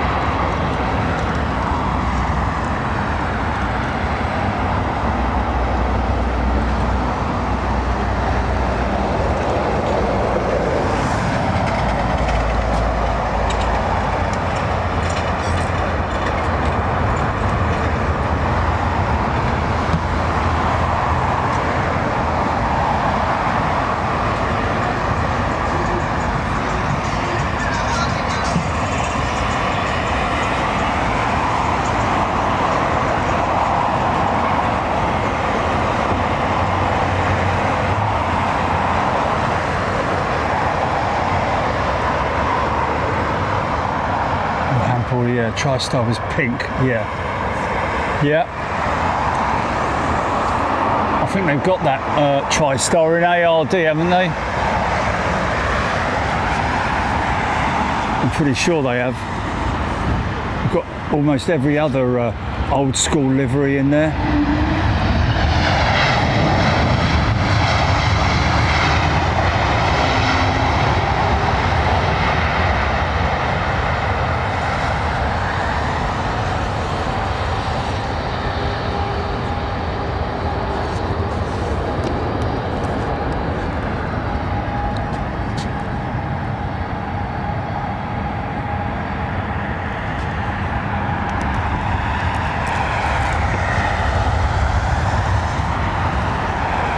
Nice.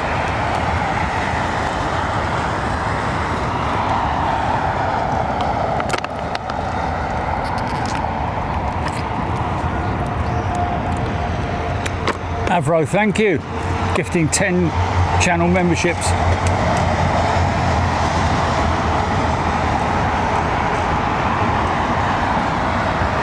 Yeah. It's going to affect ticket prices, isn't it? That whole TSA thing, I would imagine.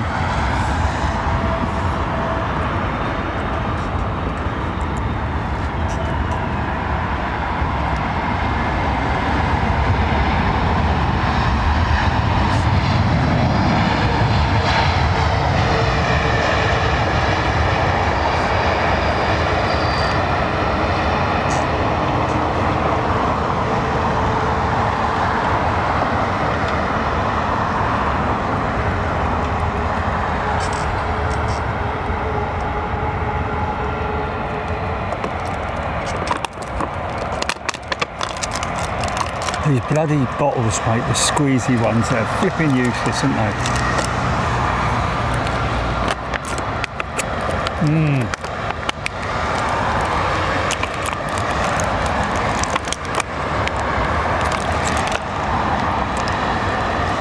What other bottles of drink have we got, GP? Kind of give up on that.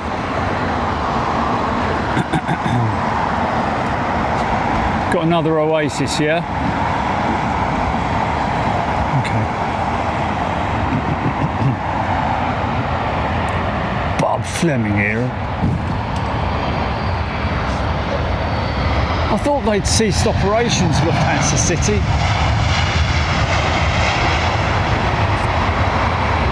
Yeah.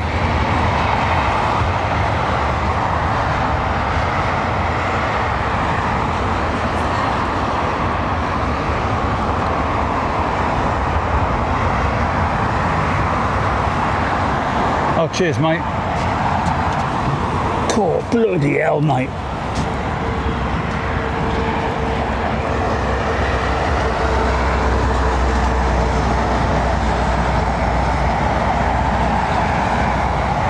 Is it?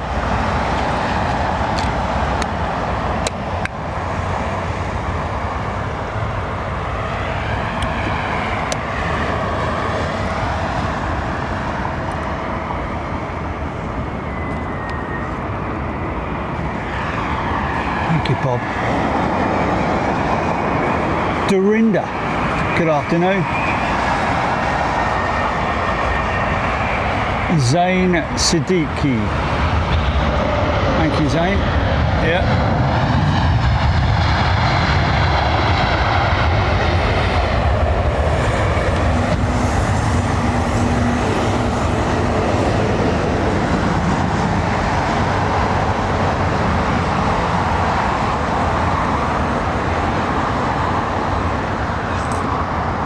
EGPX L1011 experience Gulf Air to Bahrain, which I'm guessing was in the old retro livery. Maybe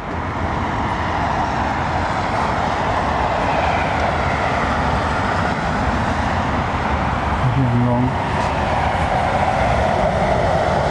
Mind you, if you flew TriStar, if you had an experience flying on a TriStar, you're talking about the 80s/90s, aren't you? Oh, very nice, look. Very nice.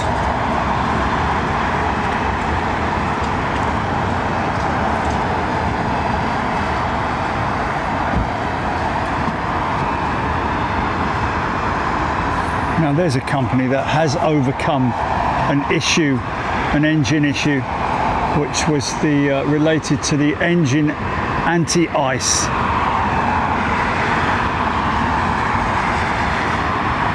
And the cut-off for it. I think that's now been dealt with through Boeing. 767 head on, didn't it?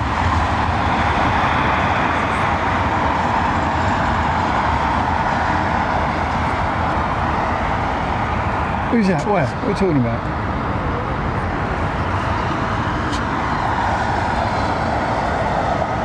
Bloody hell.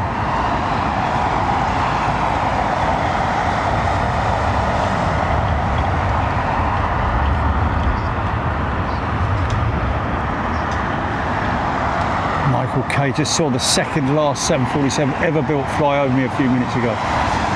N682 GT.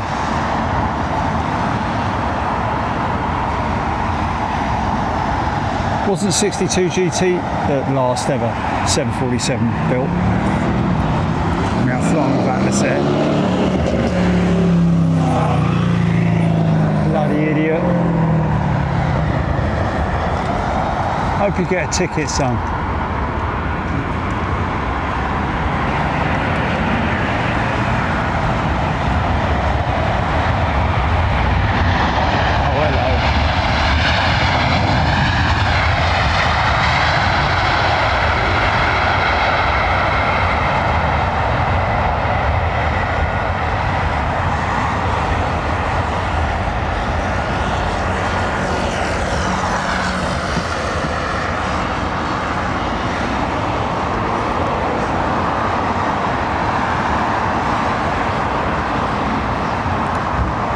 Julie, is there some gum in the centre Is it in the centre thingamajig?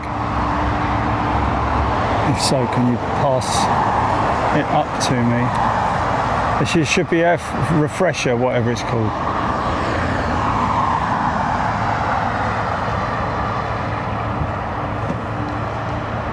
The blue ones, I think. Yeah, Airwaves, that's it, yeah. No Airwaves gum, no?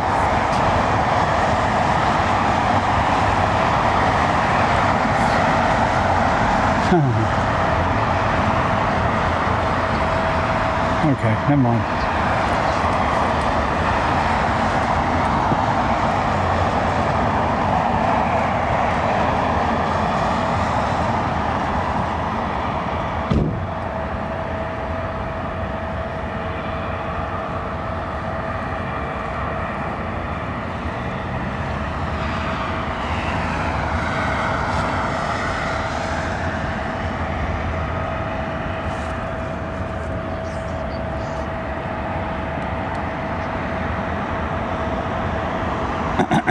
No, don't worry, it's fine, Chilly, man.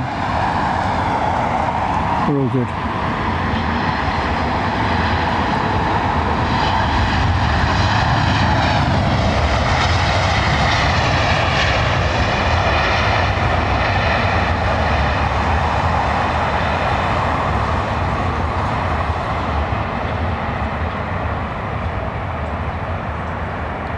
Yes, it is a whole car covered in fabric. For what reason, I don't know. It's a protective tarpaulin, isn't it? Really. Be nice and hot in that car.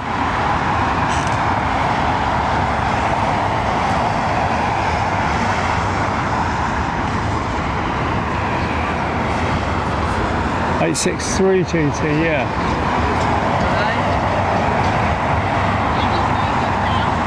Kuna Nagel.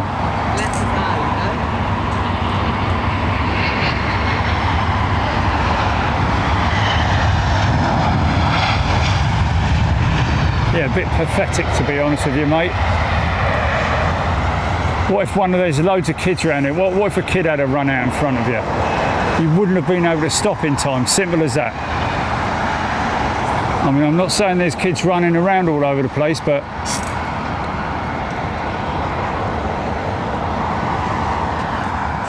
it's not very big and not very smart, is it? But there you go.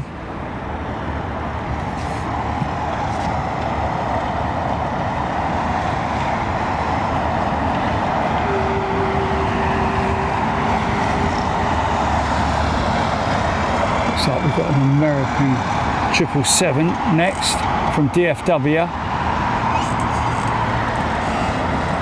where I think, other than Hawaii, was the hottest place I've ever filmed from.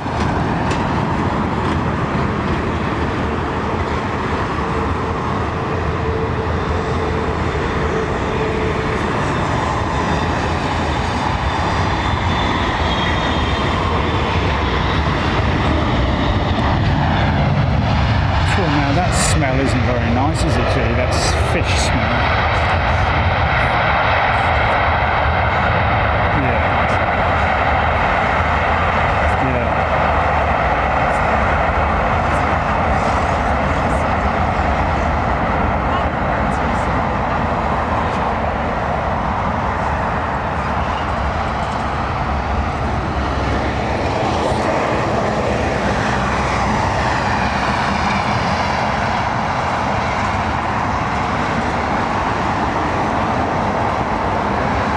Thank you, Taparay, keeping everybody informed.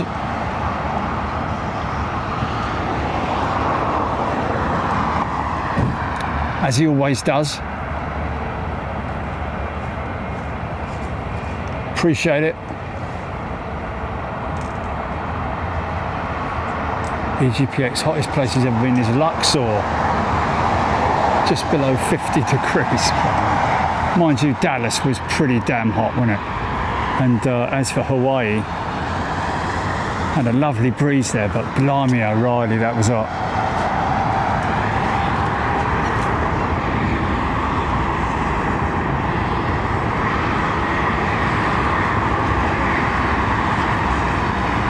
Okay.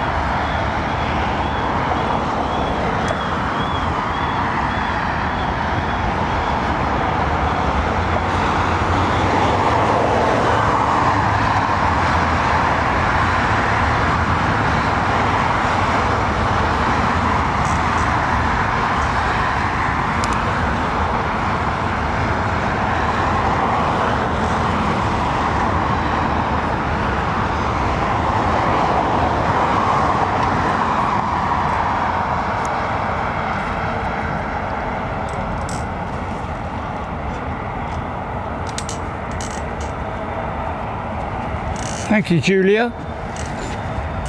Julia Davidson, that is.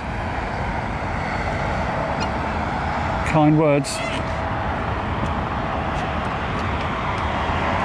Yes, Phoenix is a hot place and it's just desert everywhere, isn't it?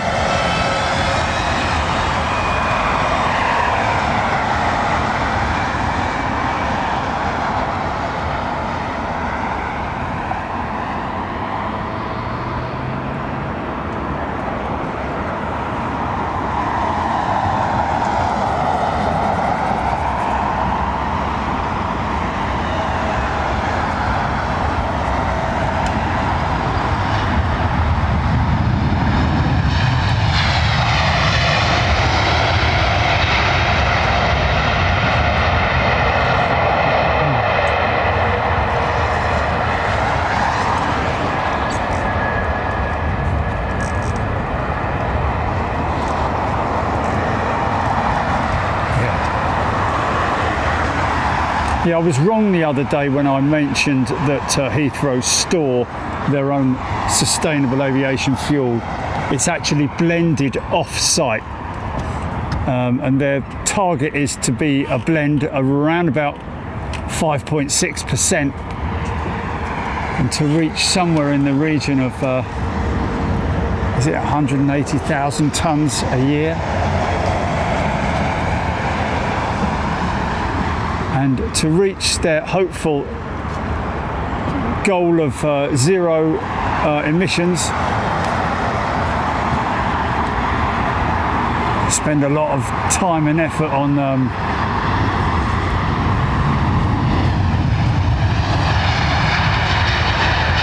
presenting different proposals to local government and so on and so forth. Heathrow always conscious of the environment. That's mainly what most airports are gunning for, isn't it, really?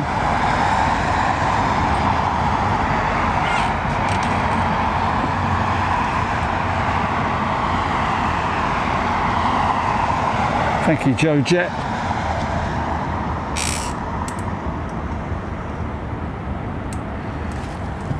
Nice BEA A321neo, very nice.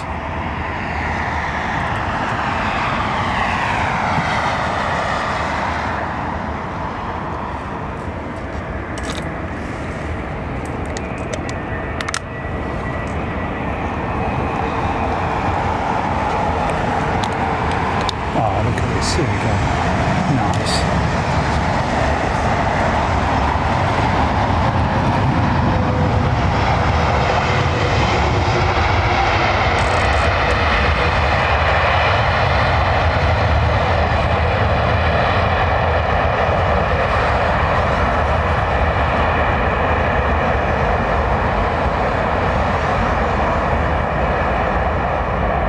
There was talk some time ago, wasn't there, about Delta going all Airbus at one stage, although I believe they have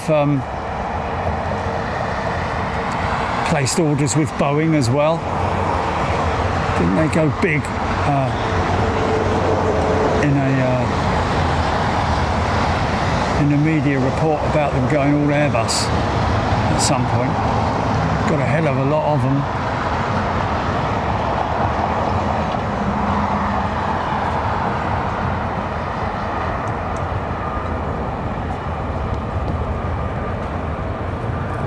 Omid tuning in from Atlanta,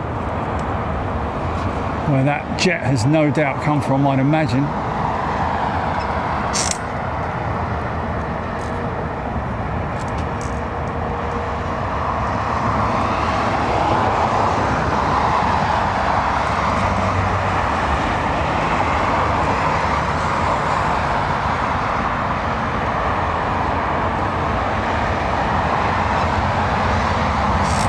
Alicia of Denver started using biofuel in ground equipment. That's what a lot of organisations rave about, isn't it? Using biofuels. McDonald's catching their own leftover oils, recycling them into power their delivery vehicles.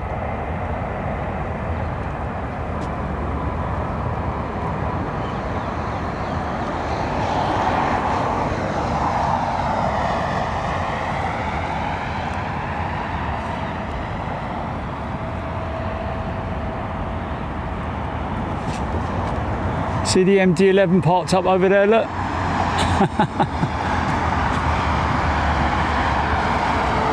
Crazy, isn't it? Easy to get fooled. I pity the fool.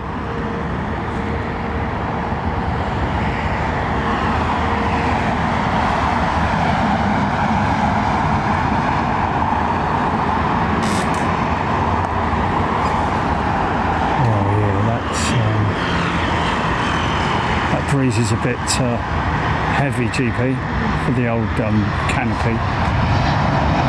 Hear it creaking.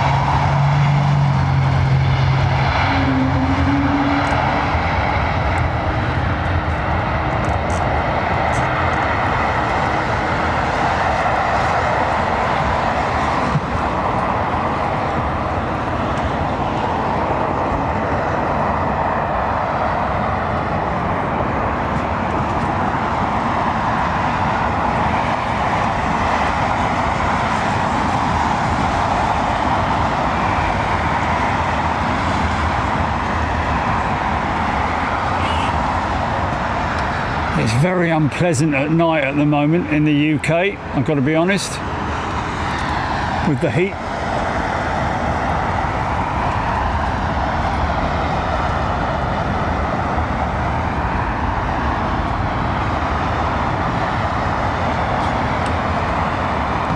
EE Lineman, autopilot, auto throttle, integration testing.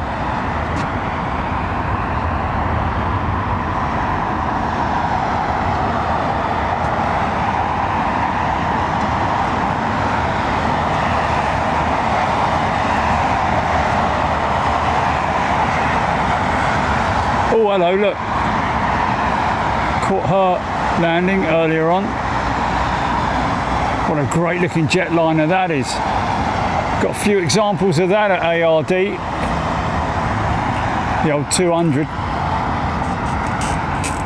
I think they got rid of the Aurora Borealis jet, didn't they?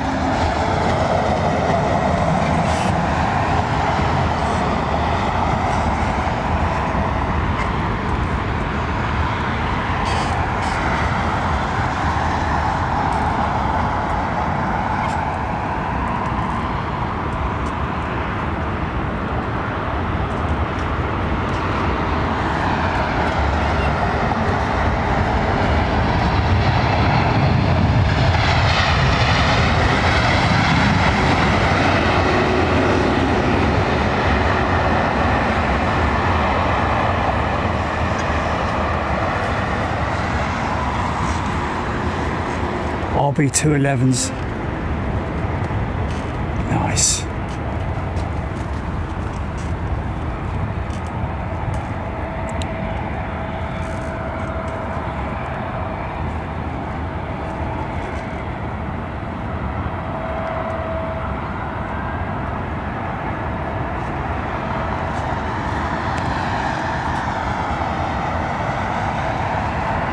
Paul Gray, absolutely. You do not see many 757s these days, especially in any kind of configuration, really.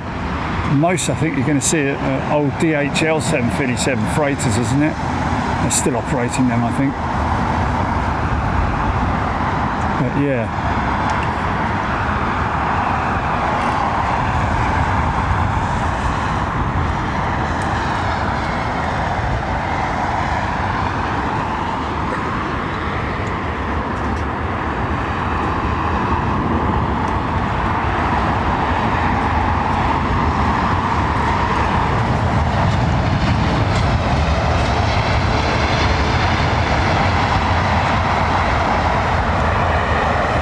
Autopilot, auto land if they want to. Most pilots prefer not to. What's up?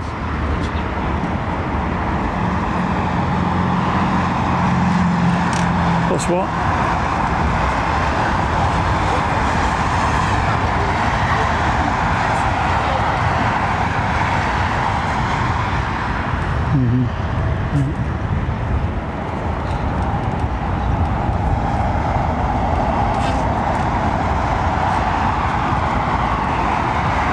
Aaron Thomas, some ex-Icelandair 757s with other airlines or with another airline.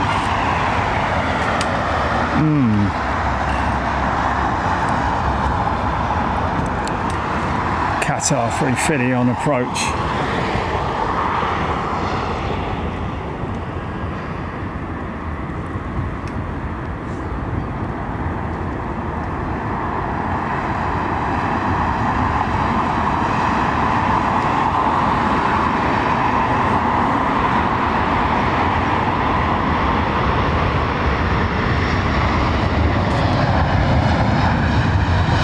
Brought the 1000 into town today. Nice. Cool.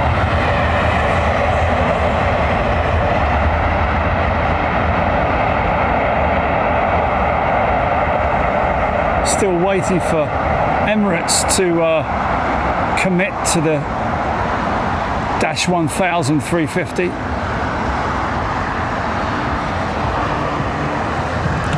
Be interesting to see what their how their testing has gone with the 900. Of course, they're waiting for the results on running the 350-9s before they commit to the 350-1000s.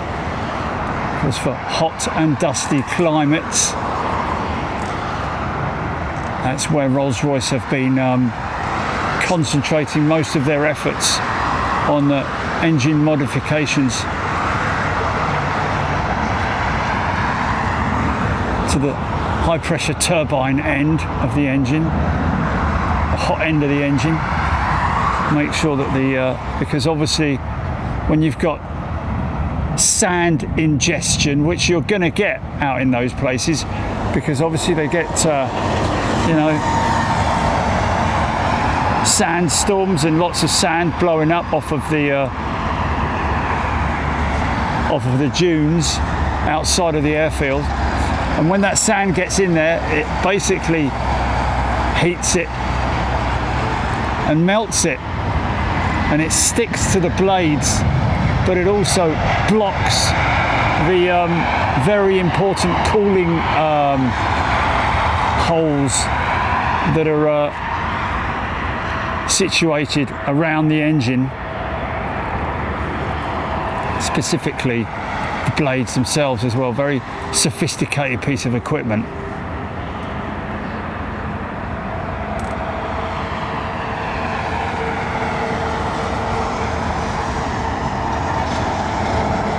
Yeah, I'm good.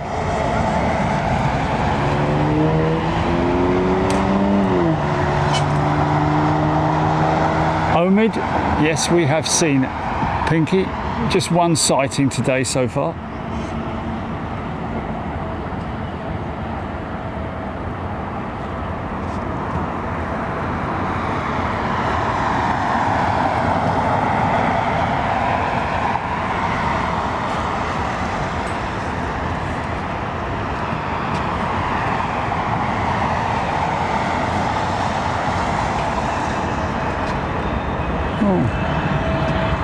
Nice.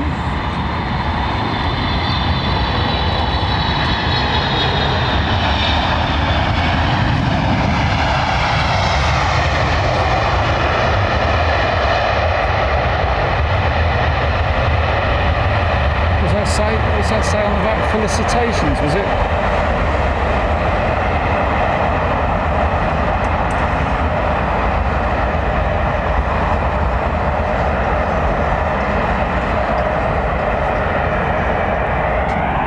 She's gone. She's gone. Air India on the push. Stand by for a big booming G90 startup.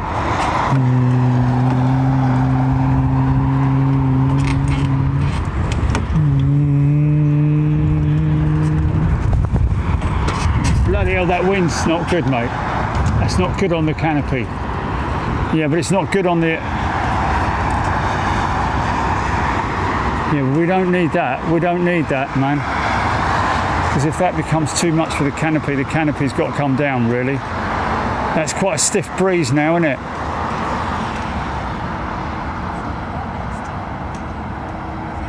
And celebrations.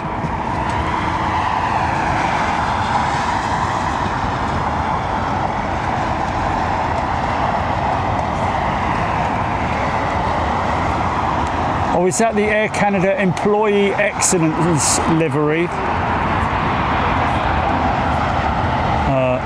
User M saying that.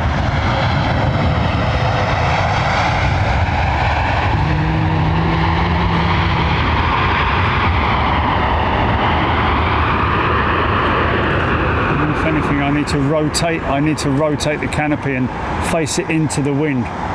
You know, bank it into the wind, Chile.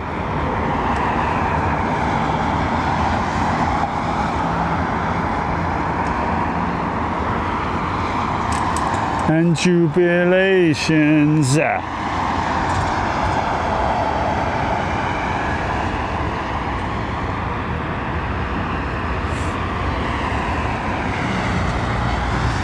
Omid, it does depend who you fly with. There are economy seats on the top deck with Emirates and with BA, as far as I'm aware.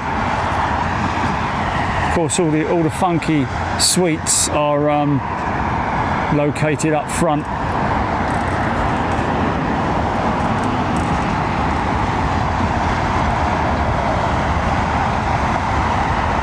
Bob Chavoy, Metar has the wind at 7 miles an hour, varying from 160 to 300. Okay. Well, I could tilt it. I could tilt it if I have to. I don't like the idea of getting up there, scaling up there, to be honest with you. But if I have to, I can do it. Oh, hello, look! Lovely old CFM powered 737. Nice! Now you see the bulge. Oh, misses. Oh, yeah. Flat 737 engine.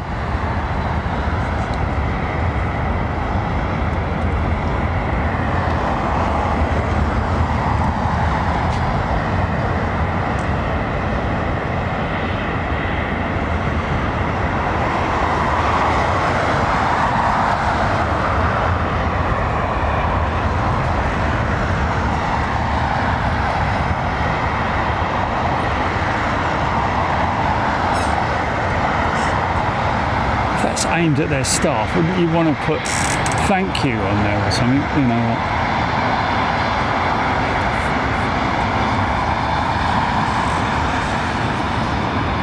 Congratulations on this side. Yeah. On one side, congratulations. Yeah.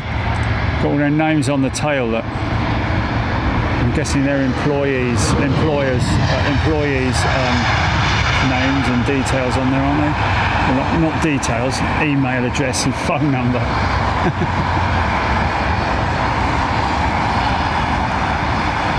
Jane Dudley.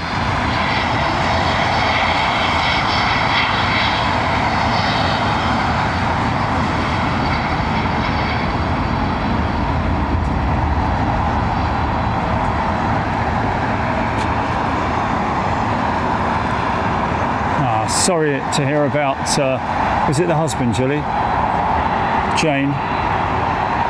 Dad, sorry to hear about your dad, Jane.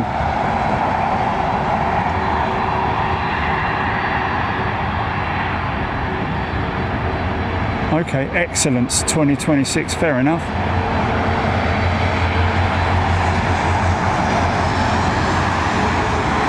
So they've been awarded with that, by whom? Oh, listen to that lovely old thing, look.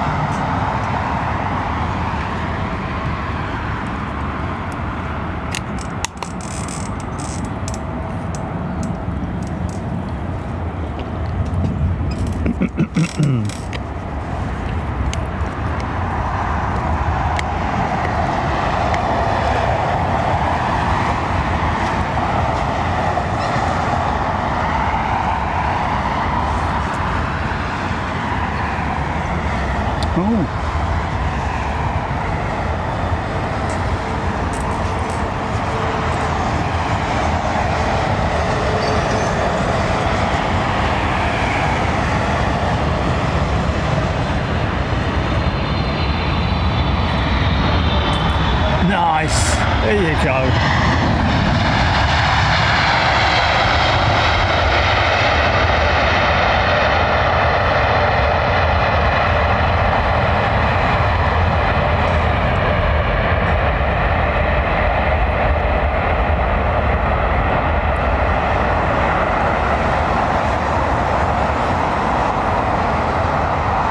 They keep harping on about being the best airline, don't they? Qatar. Well, I haven't really heard that many people complain about them.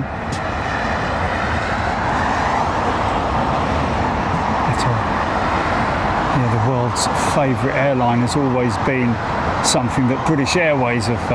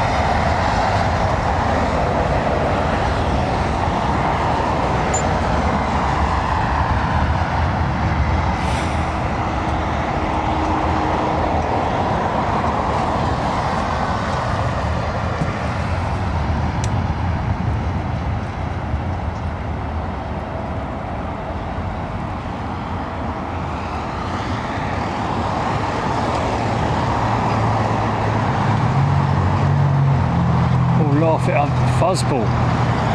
Great airline, customer service, horrible people to deal with in the business realm, saying there. Possibly with reference to Qatar, I don't know. I've met a couple of pilots from Qatar, good people.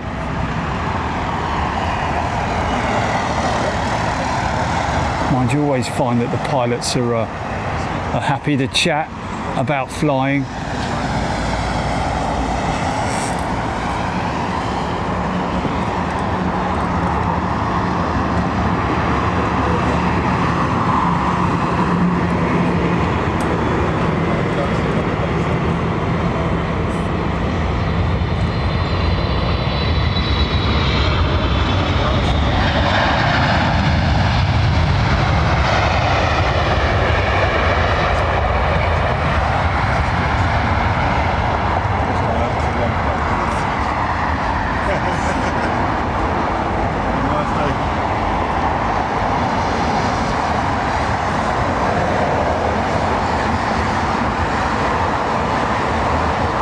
We're gonna down to Electric Mike. Okay, so Alaska 100 is an hour out. Oh.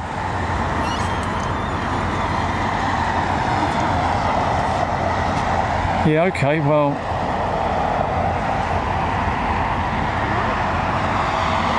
Yeah.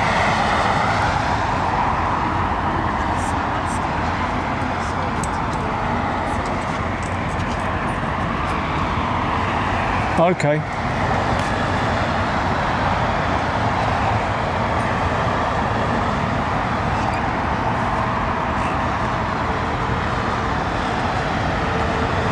And then we'll take it higher.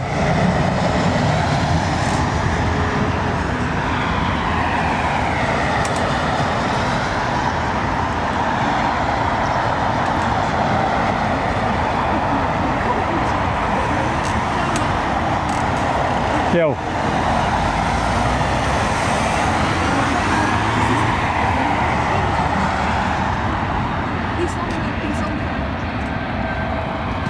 you say hello, William? Hello to William, apparently on the iPad.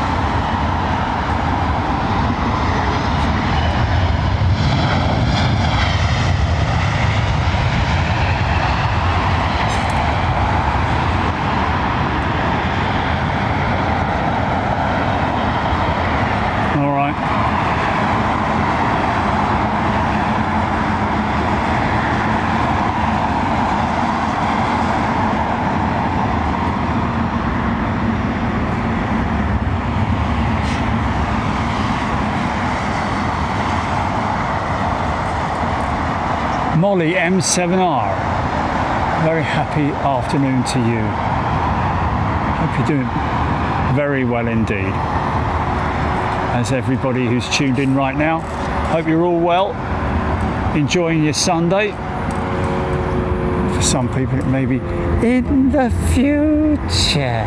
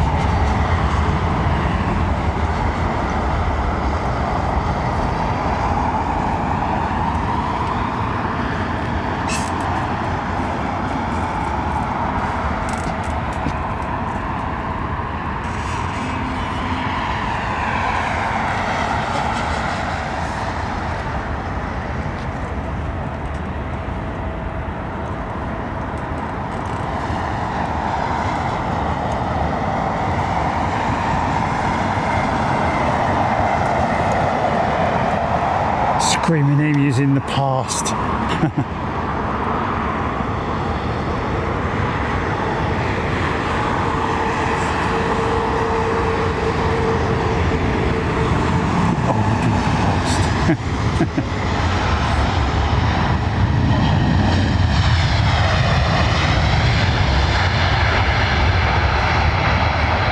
You've got,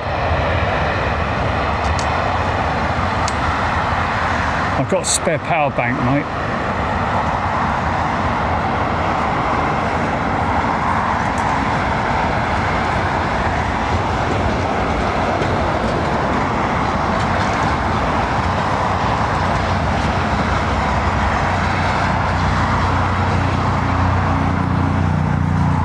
Well, that's a good question. How would the world's favourite airline be judged? I guess by votes, isn't it? You know, it's quite convoluted, that, I'm guessing. Complex way of determining something, isn't it?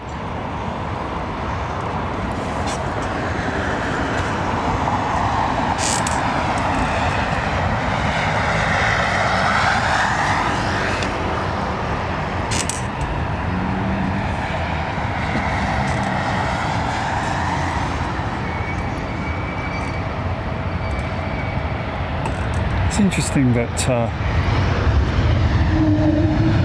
Bombardier, when they originally developed the CS series, that they did opt for those upswept fence-style winglets.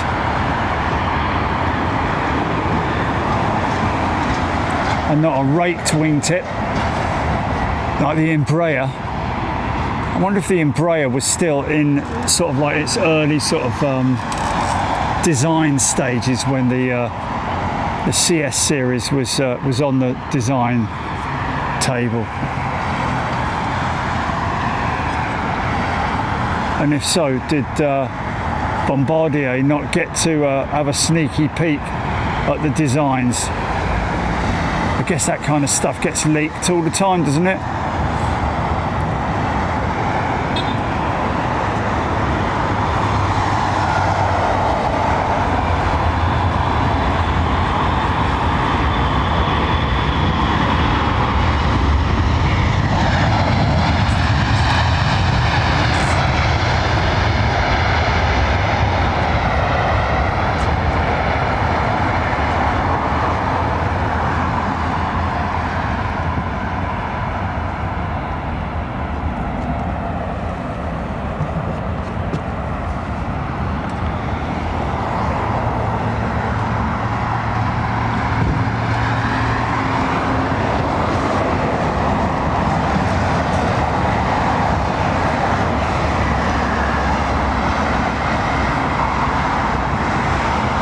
Air 747 tuning in from a hot and humid Atlanta.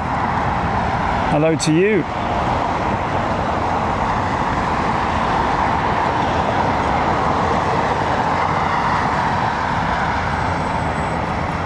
It's a big old airport, isn't it, Atlanta, man?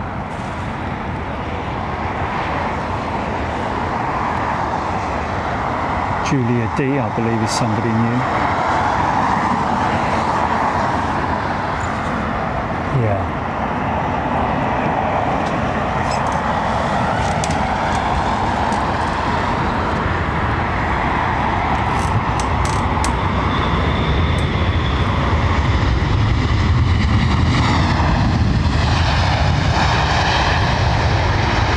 I mean, the ultimate goal is the high aspect ratio wing, isn't it?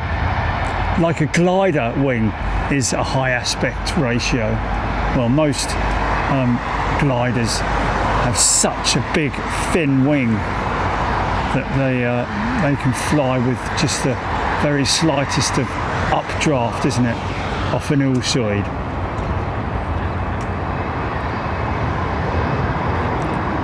All these wings are highly efficient, of course, but like Screaming Emu saying there that the A220 has got a ridiculously efficient wing. Of course, those winglets are developed to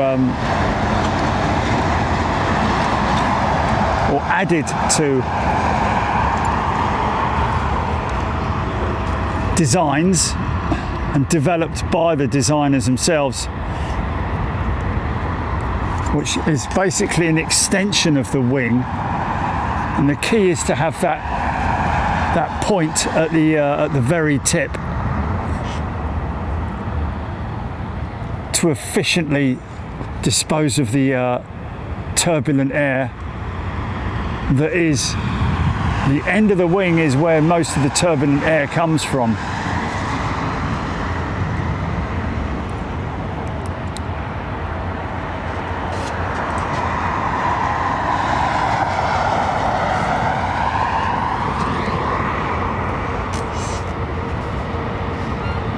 Is the Embraer, sorry, is the E2, isn't it? Now that's a very efficient wing on that thing. Raked wingtip style.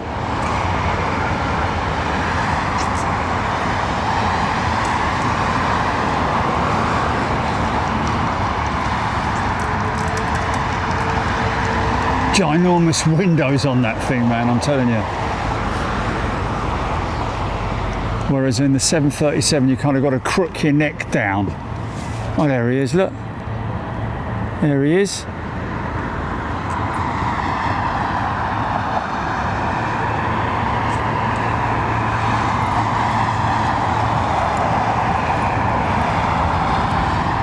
Pinky drive-by.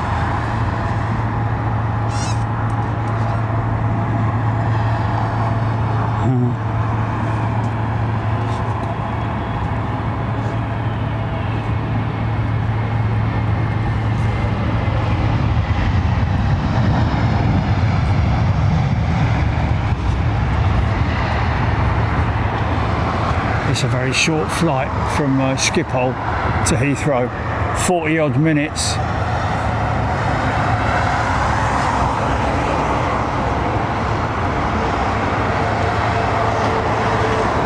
Got those big Pratt & Whitney engines.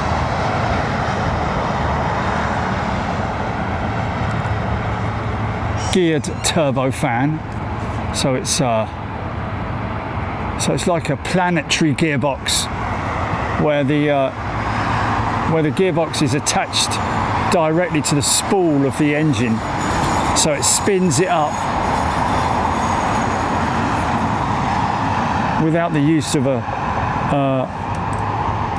standalone shaft like normal gearboxes, like on the LEAP engine, for example.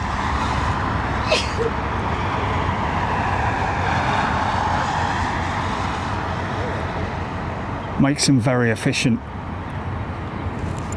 Ridiculously efficient, it has to be said. Nicking that from Screaming Emu. Yeah.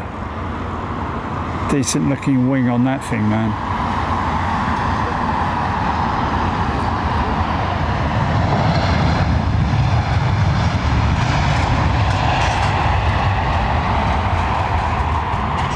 EGPX due to fly in a KLM E2 a week tomorrow. First time on an E2. Oh, you'll love it, mate. Yeah. Grand experience, especially with KLM.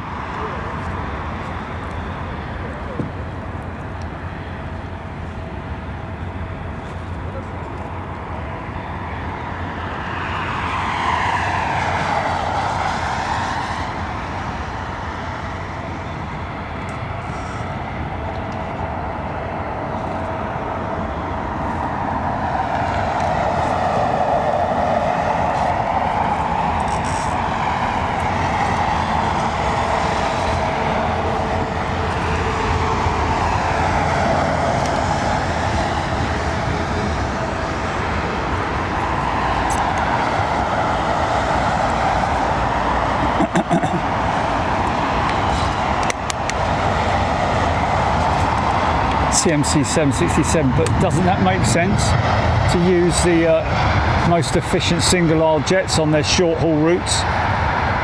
Doesn't that make sense? It's like these guys, isn't it? I mean, back in the day you would have seen Aer Lingus 747s at Heathrow, believe it or not.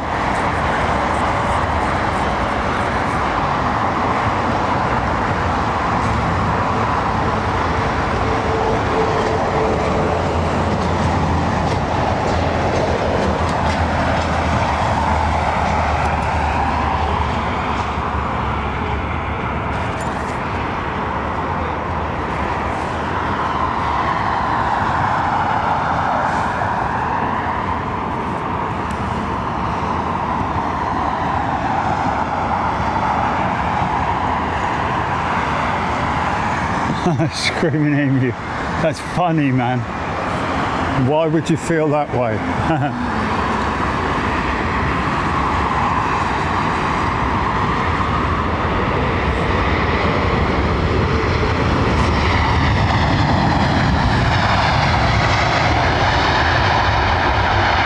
It's a talking point, isn't it, though? It's a conversation piece, seeing the jet blue on your uniform.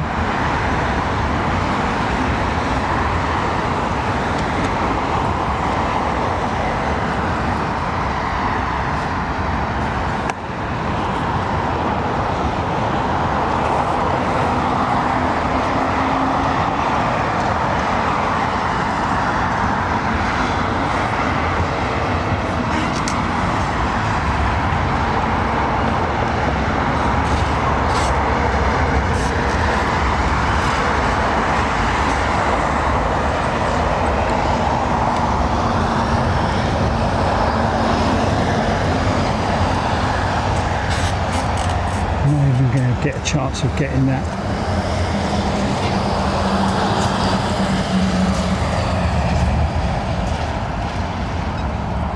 I don't think so somehow.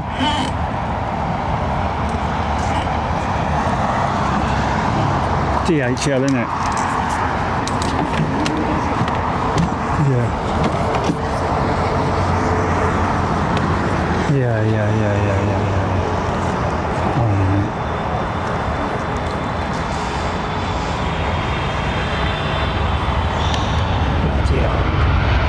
Flipping tarmac glaring. Oh, I'm not even going to bother, mate. I'm not even going to bother trying. I've just got that glare from the tarmac.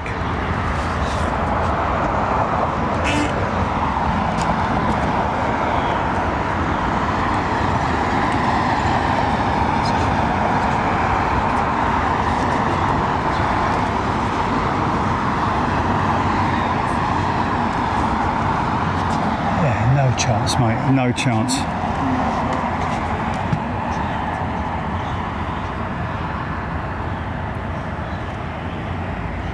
Atlantic 747 has also walked through the KLM crew facility in Amsterdam.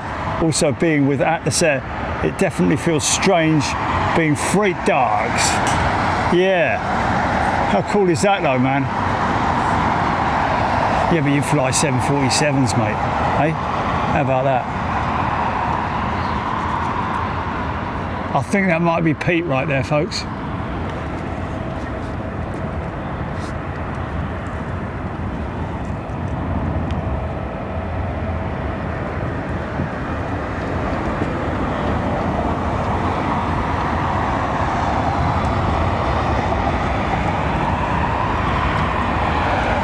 Russell 1882.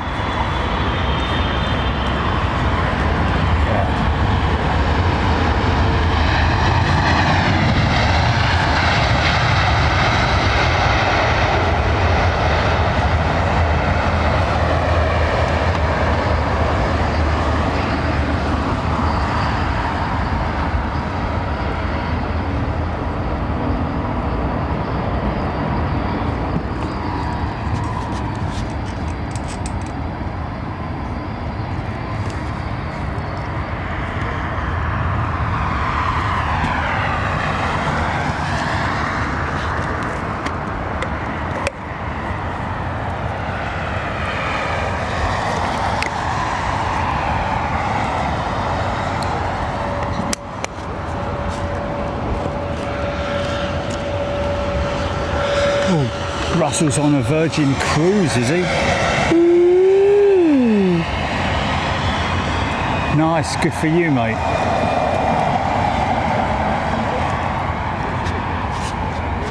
What's that?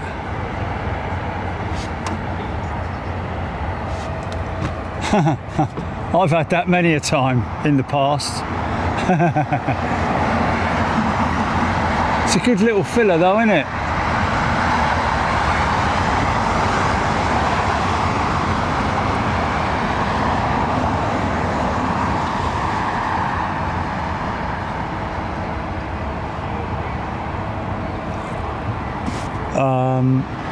Anything cold, mate? Yeah.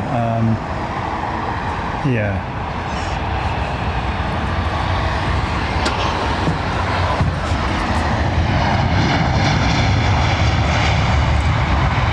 I thought in the shop they had a pretty well stocked fridge, to be honest.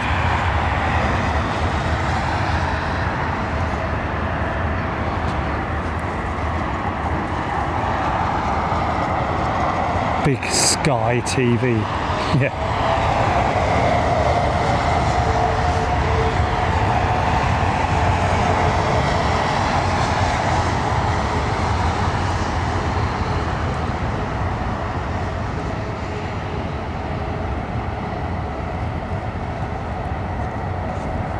Yeah, always when I've been to Schiphol, when you're walking out from the gate to the security checkpoints and all that, they're a bit miserable, got to be honest with you, at Schiphol. Not all the time, but I have noticed that. But yeah, always see the crews, you know, walking like in that great lineup that you see in the adverts, you know, slow motion, walking towards you, all smiley faced and all that, you know, happy, impeccably dressed as well, in the blue uniform, innit? The ladies looking lovely with their blue trousers. Pilots looking very handsome and lovely and impeccably dressed as well. I've noticed in some airports, you know, you get some right old raggedy looking pilots in, you know, and cabin crew, shirts hanging out and all that kind of stuff, you know. See the MD-11 over there?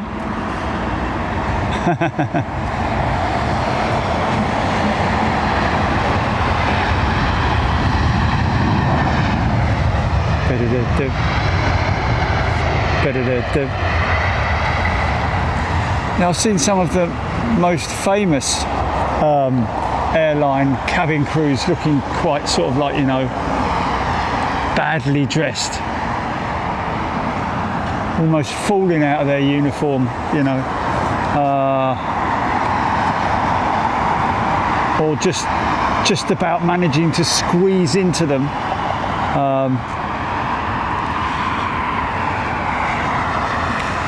But there you go, it is what it is. Oh, Michael Jackerman sounds fantastic. Thanks, Chris F8839 at the Air 747.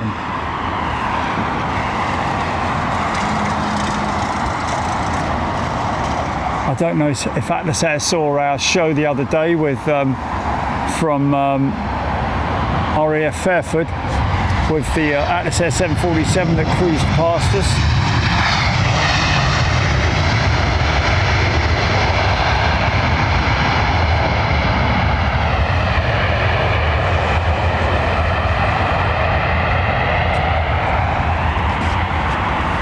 Zippy tuna.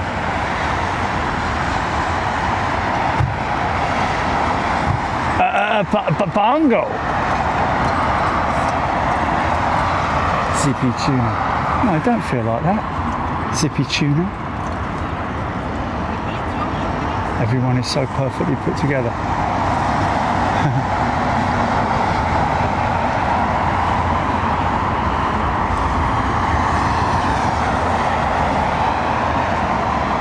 Diesel 1395.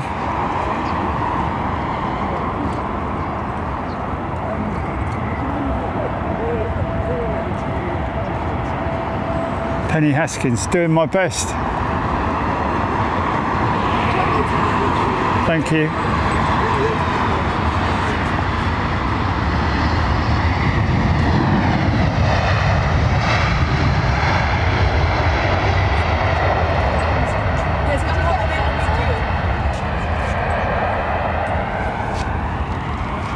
You all right, mate?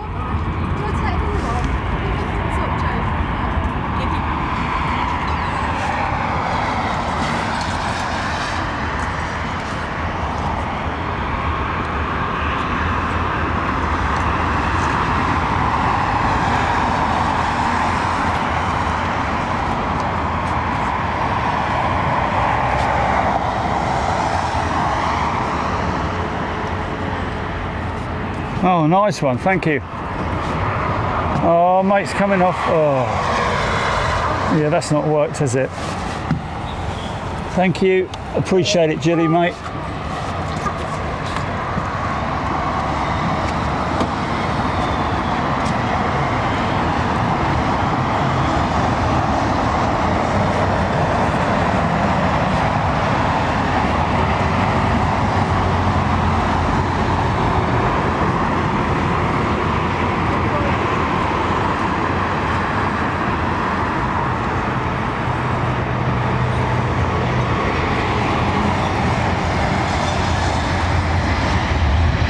Interesting, isn't it? The old Alaska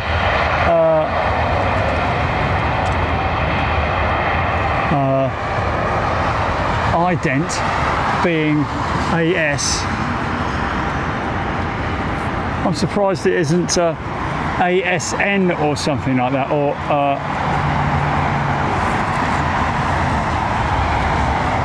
ALS.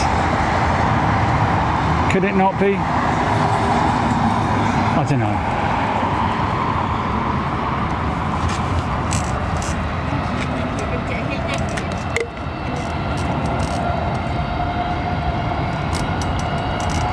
Yeah, I kind of figured that out, Russell. Thank you. Hope you're well.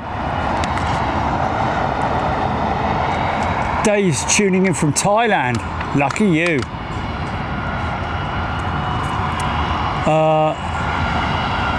Licorice Shepherd asking what temperature can the runway stand before it starts to melt? Well, it's the runway surface, isn't it? And it is noticeably chopped up sometimes when you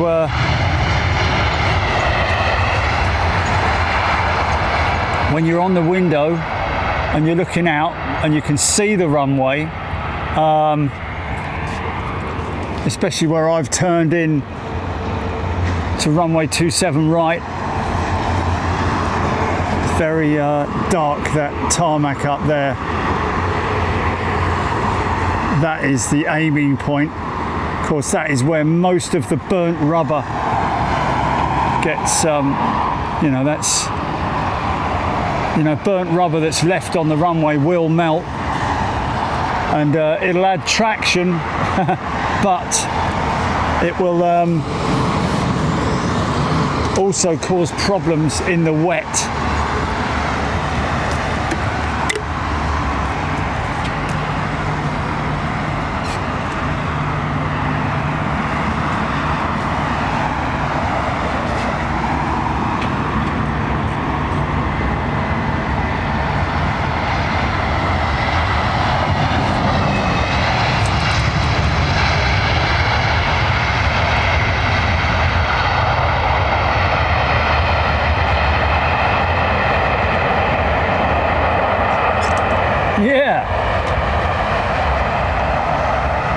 Full decel for that little 320.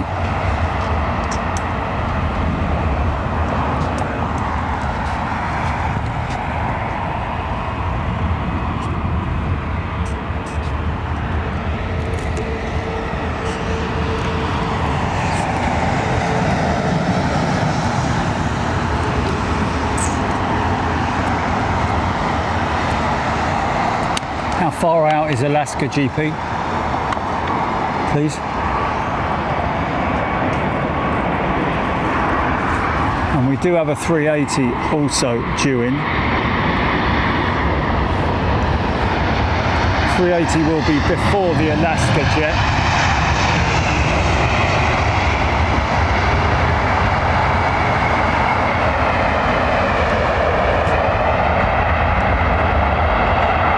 Nice. Asiana 350. 8 minutes out.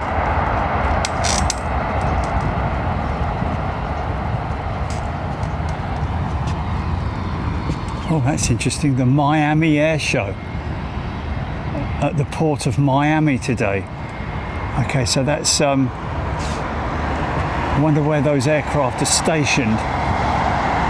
Is that for people on the beach, I'm guessing, or out on the water enjoying that? Flipping it. Sounds ideal, man.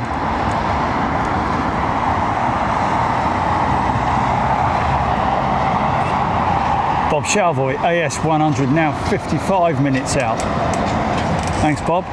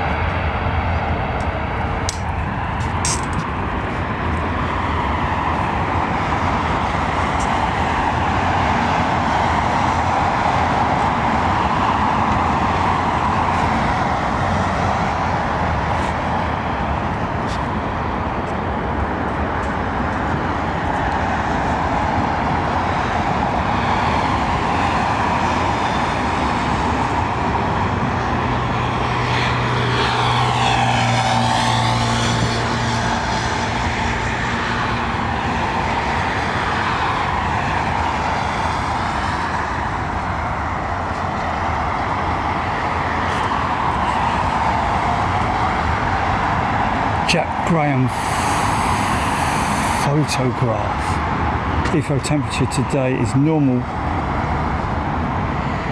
temperature here in eastern Tennessee in summer. We get a lot of humidity.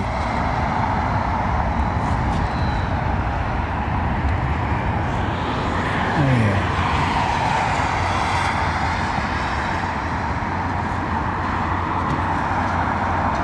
Named the cathedral, that hangar, believe it or not, built in the 70s, I think it was. Crazy, isn't it?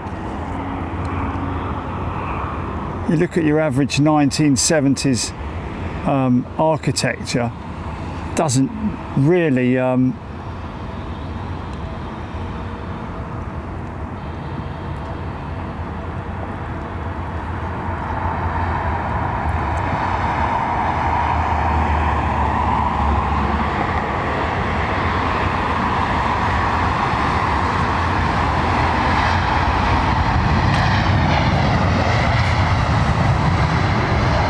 knocked me head a little bit, that has.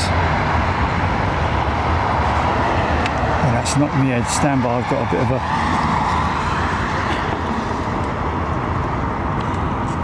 Let's straighten this up. Stand by. Alright folks. There we go. That should have done it.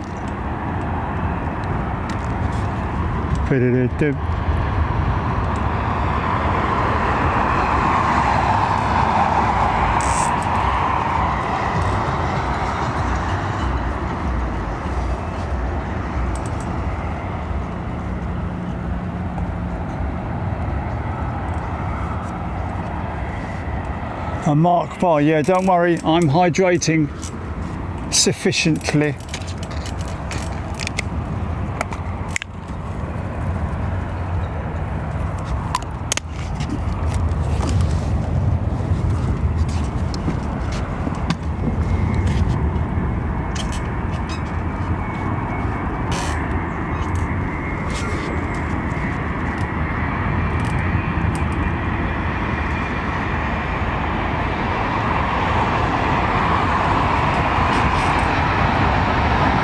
Slightly overshot the aiming point.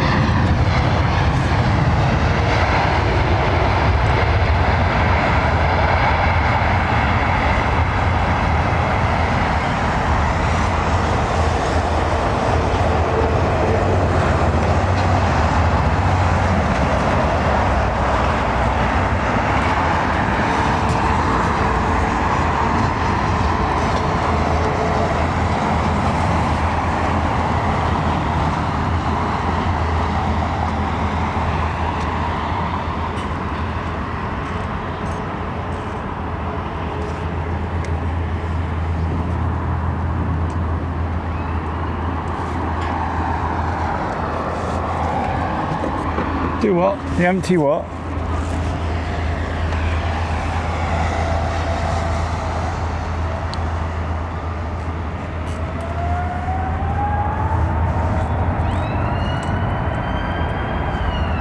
Anthony Rem saying that apparently at Bristol Airport they had a crack in the runway yesterday afternoon, causing a lot of problems. A lot of aircraft had to land at Cardiff instead. Well,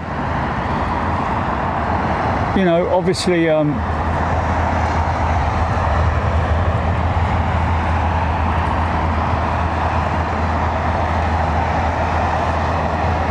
climatic conditions can affect, you know, runway surfaces. You know, obviously if ice gets in them, it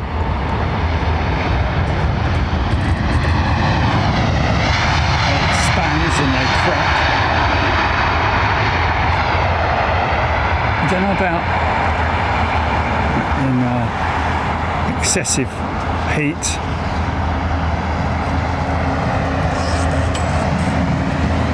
Mind you, there was that one in Perth, wasn't there, that we met that fella, that young lad, who captured that moment when the I think it was I can't remember what aircraft it was actually, but it blew the tarmac surface away, stripped it away in Perth, yeah.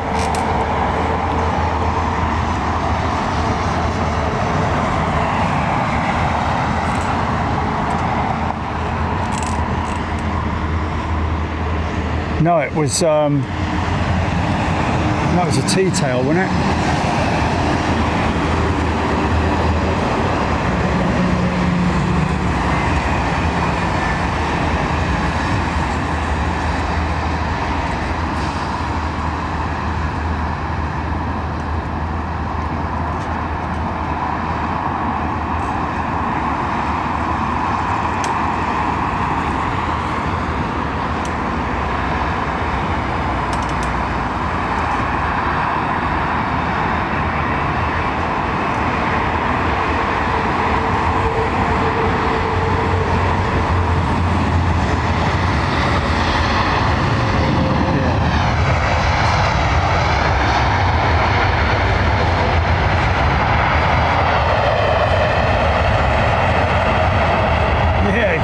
D-cell.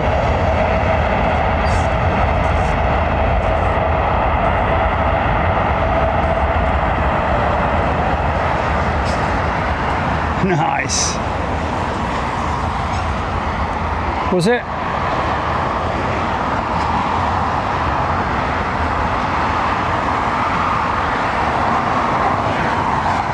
Oh.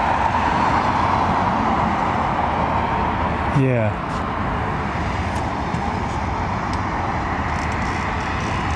YPPH plane guy, there we go. He's our man, isn't he? From, yeah.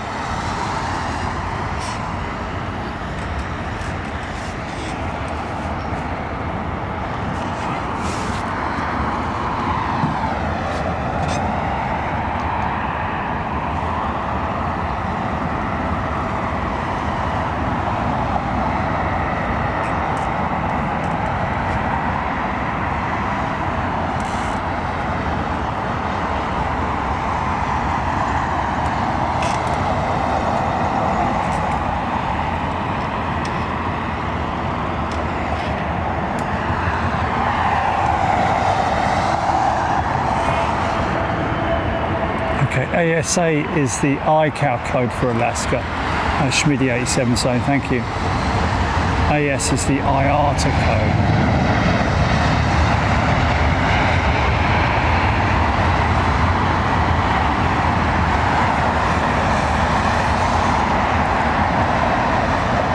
Oh, this looks like a 350 on approach. This is Asiana, is it? Wide gate of the undercarriage, man.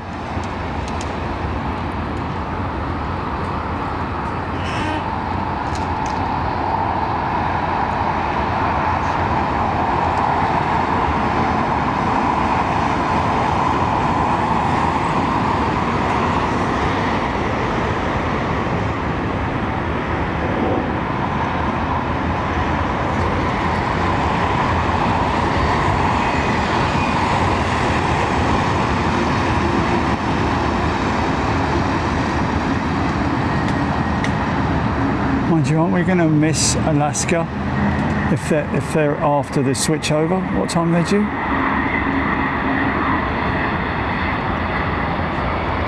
Okay.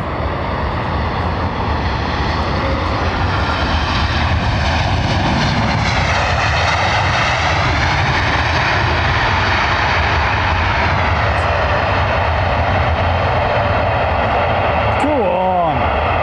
Nice.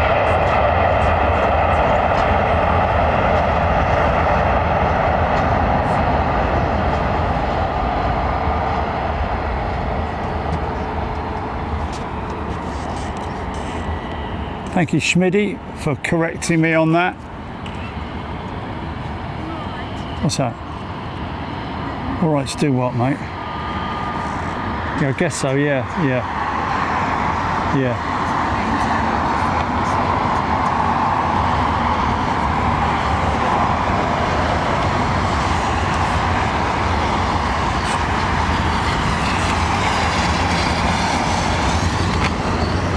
Good question, that. Jonathan Porterfield. Are jet engines less efficient when the air temperature is up?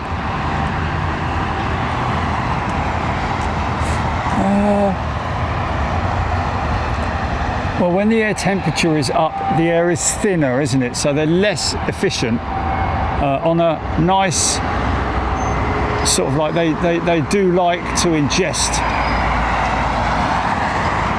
I'm guessing at altitude, where the air is a lot thinner, the engine would be somewhat less efficient, wouldn't you think? In hotter climates like Dubai and so on and so forth, they need to work a little bit harder to ingest the volume of air that they want to run efficiently, I'd imagine. Something like that. 380 on approach.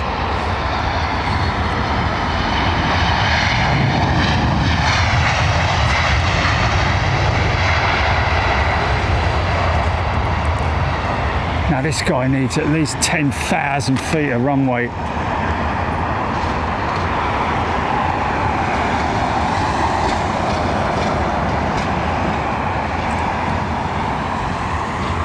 Busy today, the little fella, isn't he? Hey? Old pink master.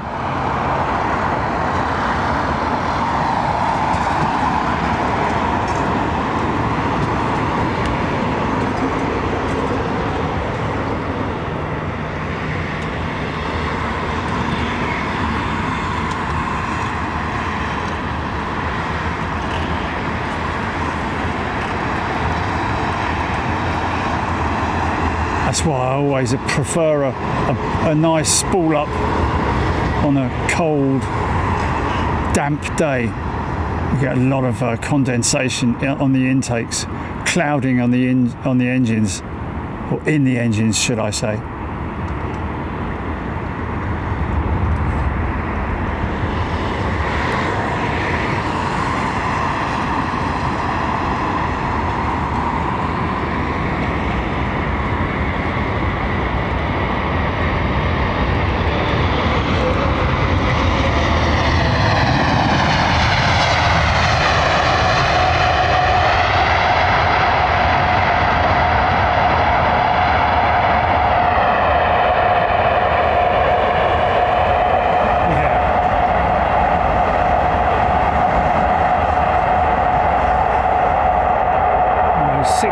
Brake systems working at great temperature, man. It's normally when the brakes are at their highest temperature when landing.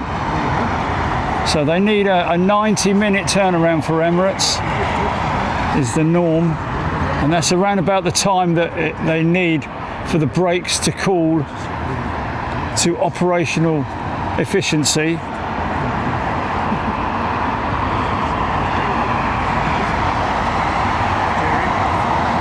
46 minutes out for Alaska, thank you.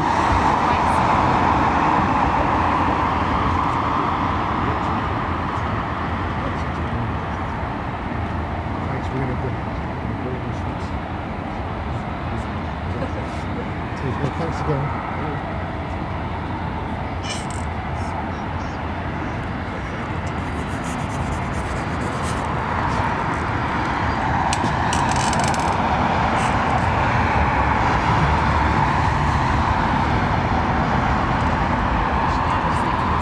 That was a good catch, that.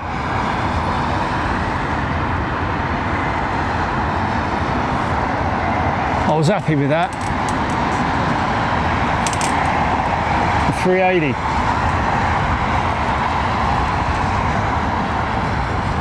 Big wide gate on the 350, man. Wider than the triple, I think.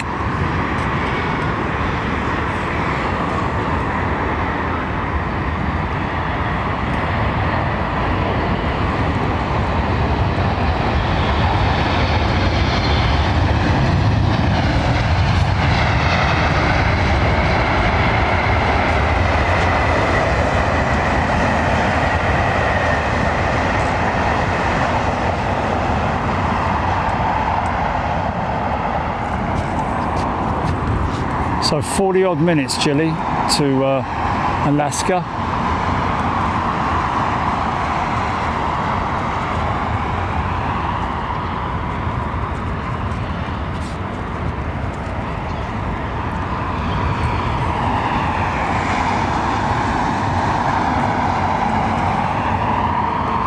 Okay, we now have 28 minutes for Alaska.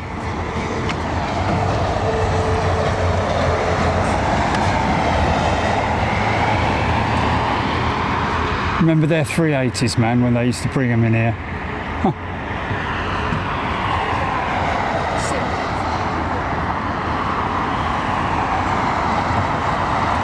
Sam Nicholson already done a Dublin Airport stream, actually, many a time.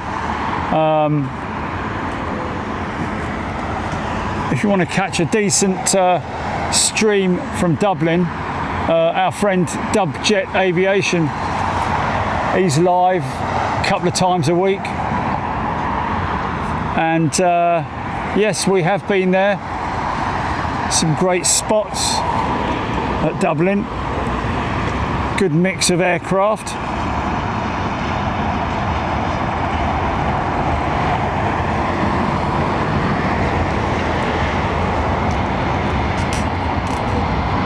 Right on the markers, good on you, mate.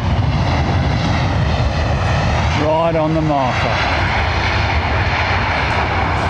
Do what?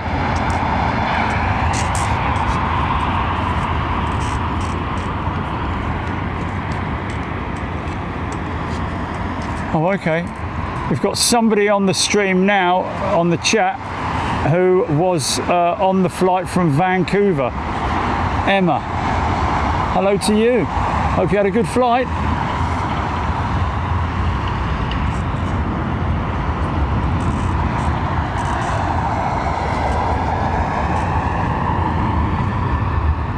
Turned that round pretty quick, didn't they?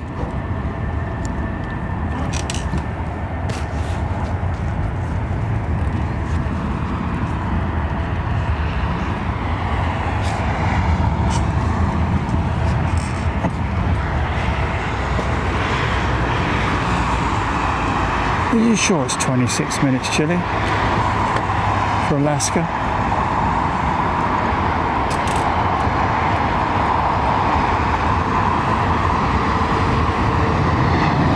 Is it? Oh, okay. That'll go in no time, mate.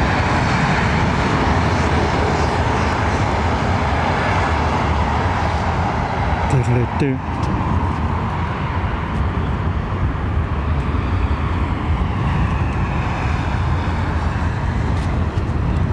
See if we can check the flaps being extended on that 330. Look for the canoes facing downward, or at least angulating downward.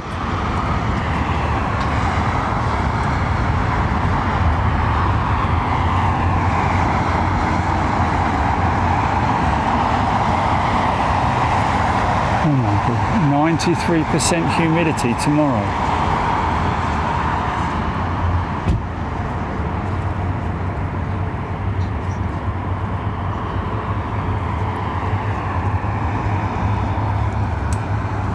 Yeah. Okay.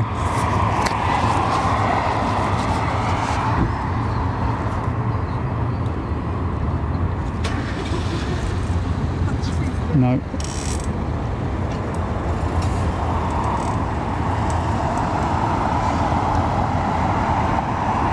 Neil Ridley has gifted a channel membership. Thanks, mate. Penny Haskins. Robin Spooner, good afternoon. Thanks, everybody. Appreciate your kind words. Thanks, Dazzle.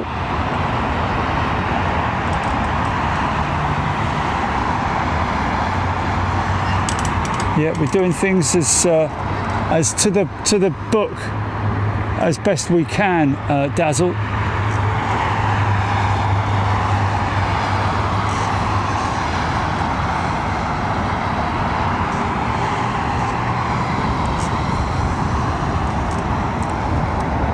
Yeah, that's enough with that flipping wind.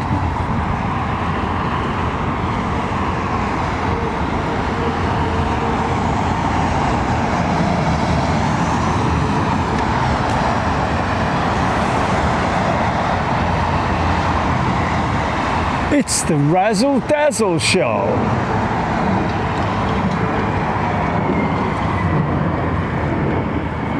Is that go around?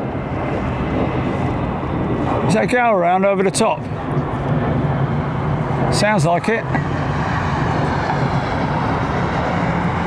Flaps being extended now.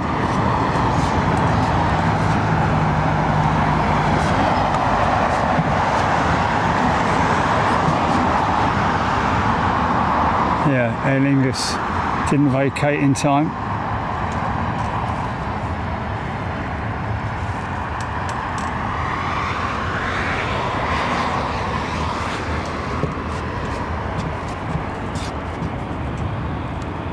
Get one of the ice things out of the ice box, mate, and just wipe it over your face.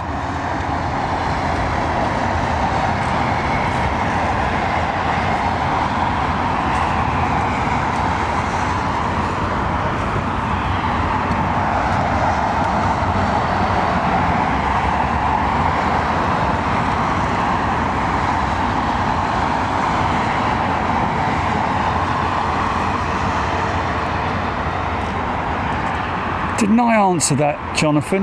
Didn't you ask that about 20 minutes ago about engine efficiency in hot climates? Obviously, you need more power, I'm guessing.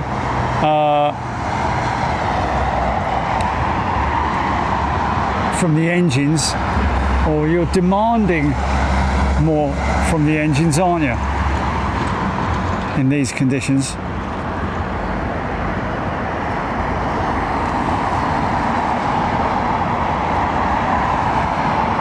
Cold conditions, of course, yeah, when the air's nice and thick.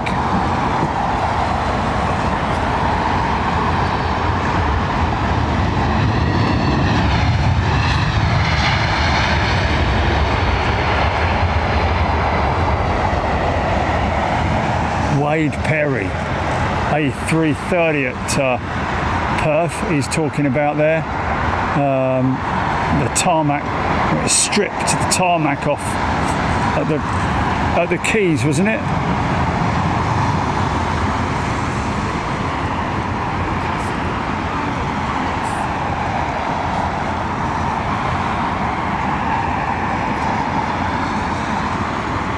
What is it? Oh, blimey, yeah. Hold on, let me see if I can grab it. Highly unlikely, I would have thought, but we can have a go, can't we?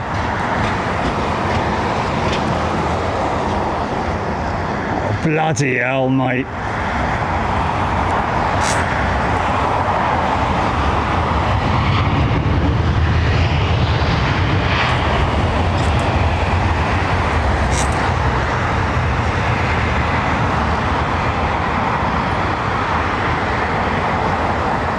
Flipping reflection on that monitor is crazy. That is crazy, man.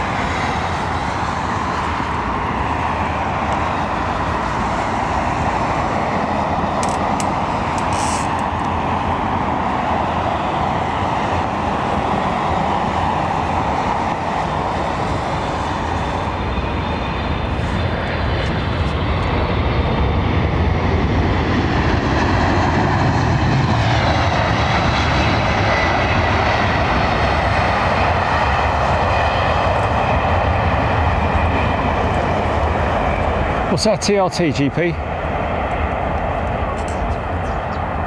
Is it? Wow, that's not bad, man. That's not bad. Yeah, but that's good.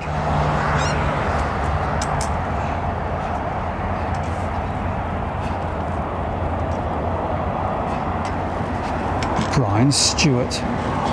JF Bryson. Good afternoon to you.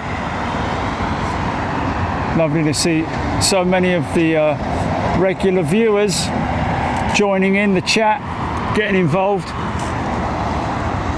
Some great chat today, folks. Thank you so much. Oh, did we see Pinky and I missed it?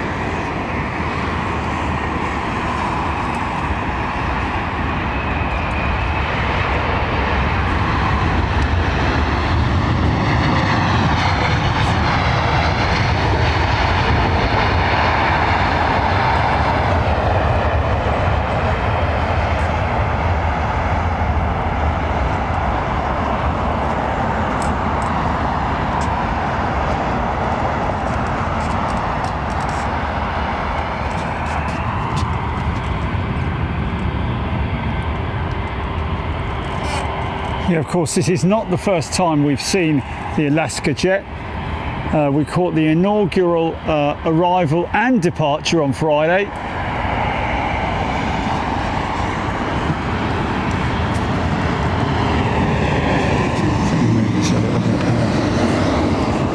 Sorry about that.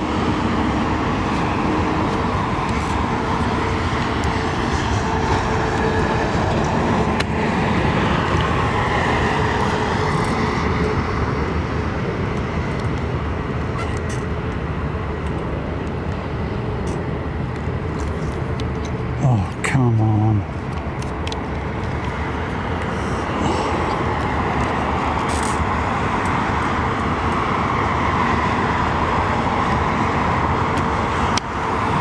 There you go. Now that's in the bloody way. Oh, flipping it.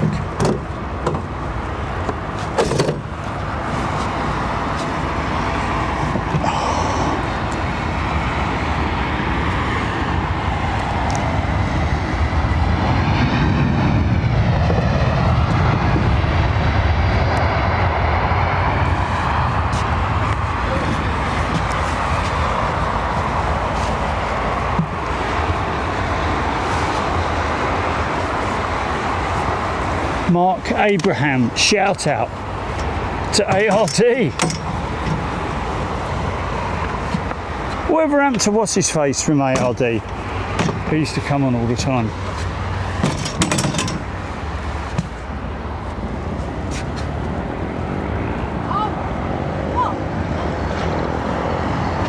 What's his face?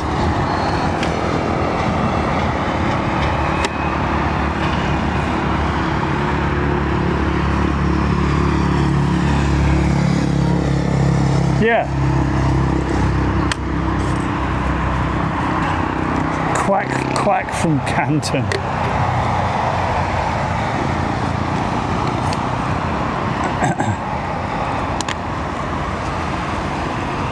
Yeah, Dennis, don't worry. I'm drinking sufficient amount of fluids. BEA, here he is, look.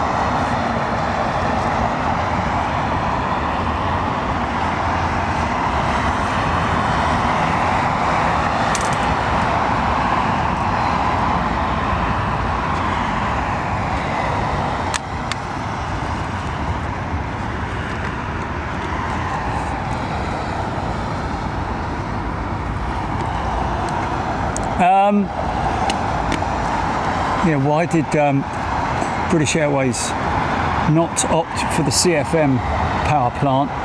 I'm guessing on their older CEO models. Well, just because I think the IAE engine is as efficient as the CFM engine, and of course this is the General Electric, which they opted for as a replacement for their Neo fleet, probably offering about 12 to 15% more efficiency than the IAE.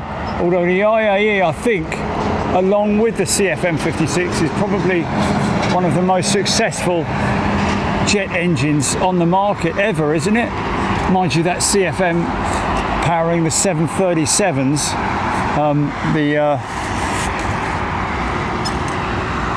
the next generation 737s, was an extremely successful engine, wasn't it? Of course, not just the 737 and the A3 and the A2 and the A320, but also the A340-300 as well, which yeah, I'd say, you know, what was the most popular. Let's see if Flight Global are listening, because they always seem to write a story the next day. You watch Flight Global tomorrow, or whoever it might be, writing an article on what is the most successful engine to be used in aviation, in jet aviation. I would have said it's going to be getting on for either the CFM56 or the IAE. In terms of the big engine market, difficult one. Of course, the Rolls-Royce Trent 8 is one option, powering all of American Airlines 777-200 fleet. The Pratt & Whitney PW4000 engine as well. The GE90, very successful, very successful.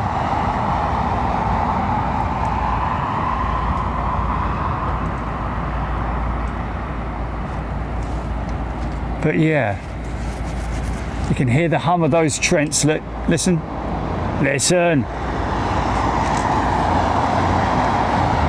Just idling away nicely. Winning 69, Trent for the win. Trent, or the RB211, of course, highly successful in the 747, the early 747 market, wasn't it?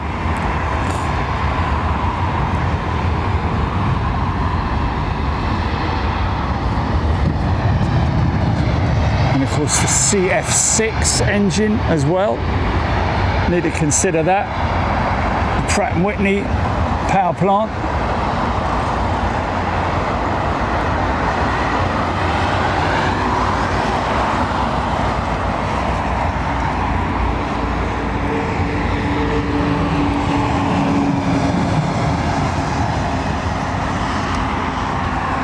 Oh, okay, Brian Stewart's saying, quoting here, I guess that's come from a Google search or something, saying that the CFM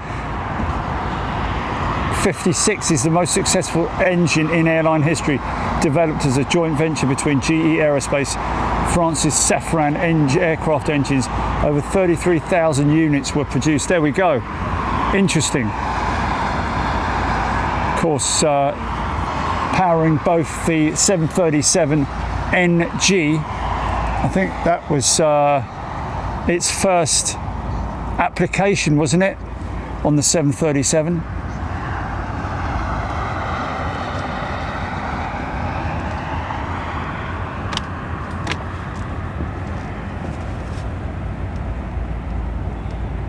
Turkish 350-9 from Istanbul.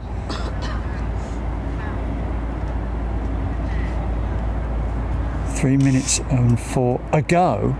What's that? Oh, 3 hours and 4 minutes maybe. Is that the flight time from Istanbul?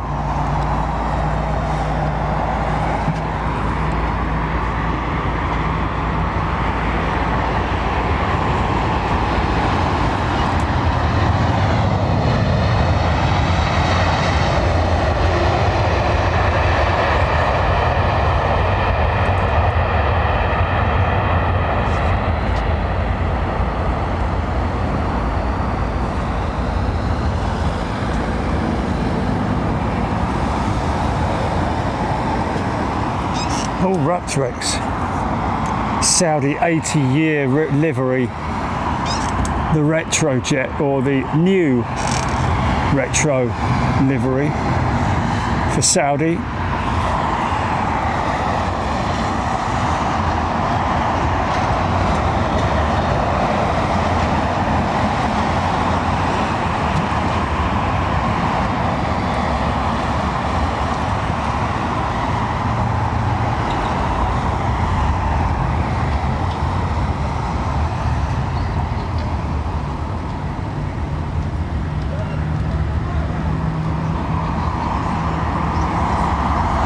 Electric Mike saying that Alaskan is not in the hold.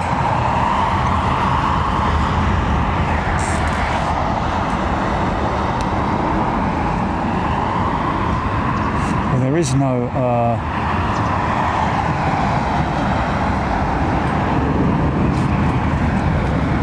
was that another go around? It is. Is that the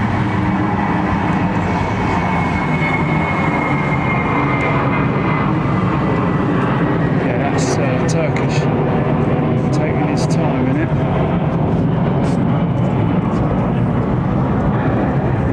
Yeah, and go around like here.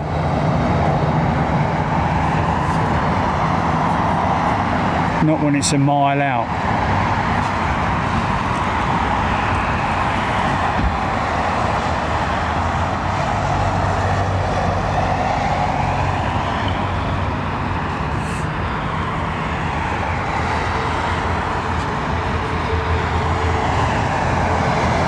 I know it's Alaska. I know it's Alaska.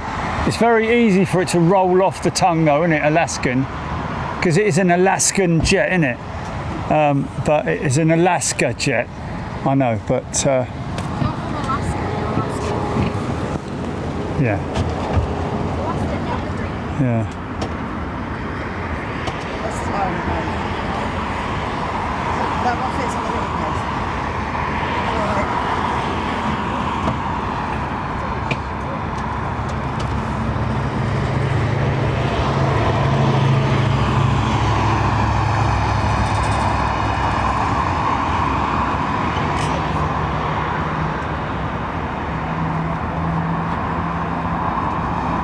What's he saying?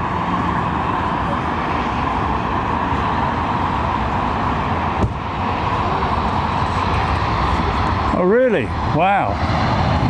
It's an interesting observation, isn't it? Yeah, that's an interesting observation, that.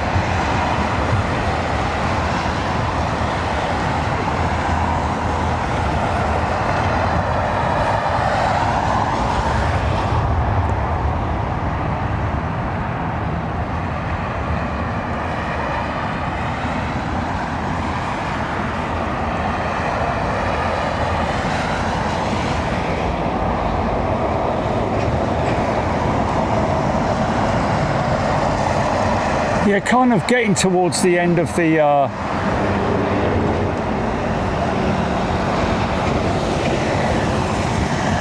know,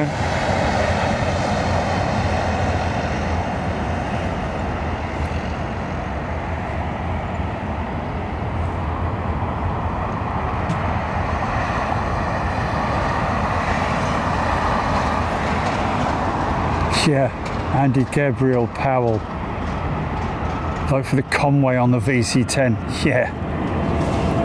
And the 707 as well, wasn't it?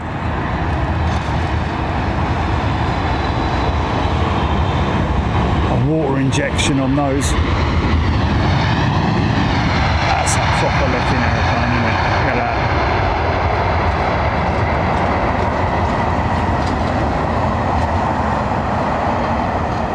It'd be great if they just got hold of a couple of 747s.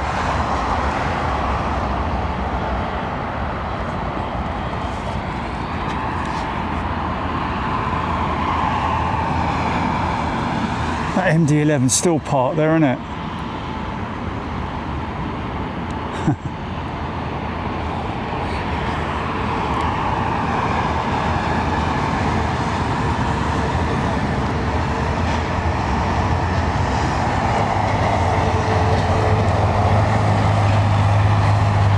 BBLLB is in the house. Hello to you, sir. Hope you're doing well.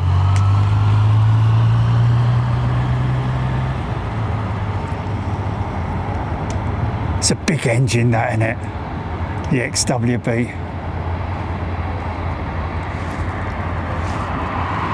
Apparently Safran had a few problems designing the front undercarriage strut due to the width of the aircraft for aerodynamic reasons.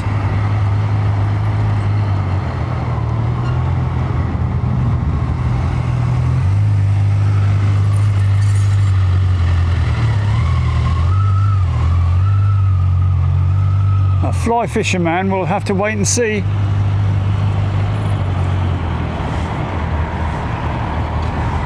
Don't see any reason why not.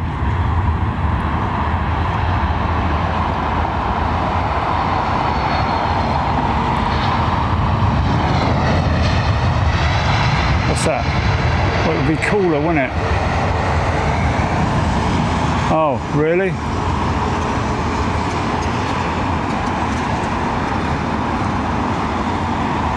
Oh, okay. Well, yeah, but I'm nowhere near the level that I was at, am I? It's a struggle, mate. It's a struggle. Yeah, but it's a... Yeah, but let me be honest with you. Yeah, but monitor work, computer work is a, you know, I got a bleeding headache when I did the CMO thing the other day. You know, is this it here? This isn't Alaska, no. 4 out, right? Okay, gotcha.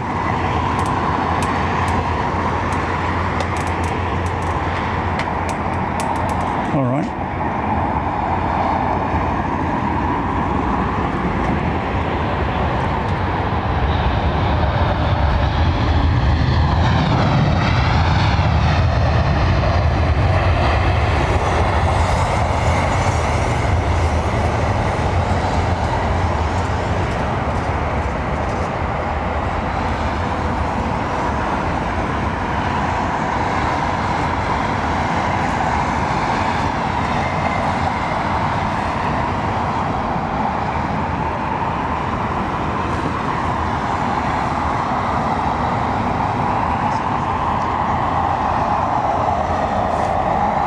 Yeah, I don't think I could handle it, mate, to be perfectly honest with you.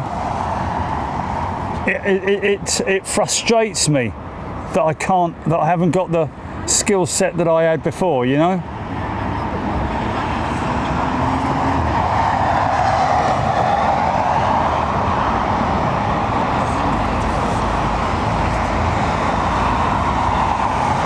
Yeah. Should have another go, really, then, yeah?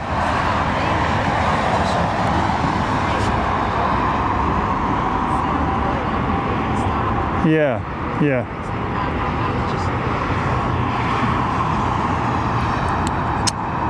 Bloody hell, come on.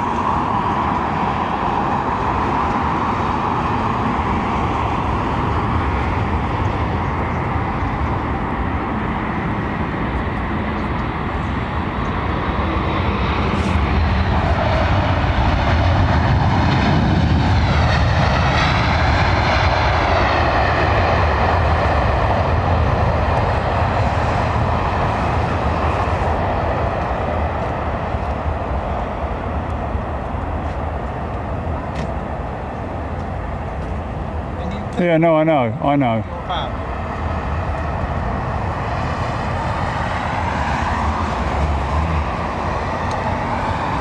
What's he saying? Of course he can.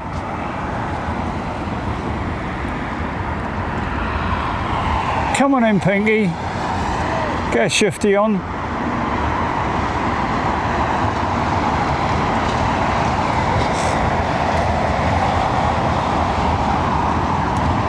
See what?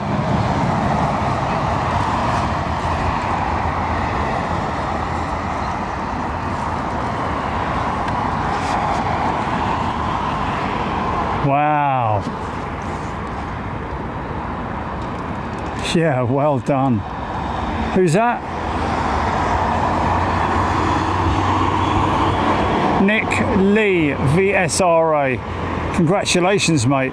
And thanks for the good news. Gives me hope, doesn't it?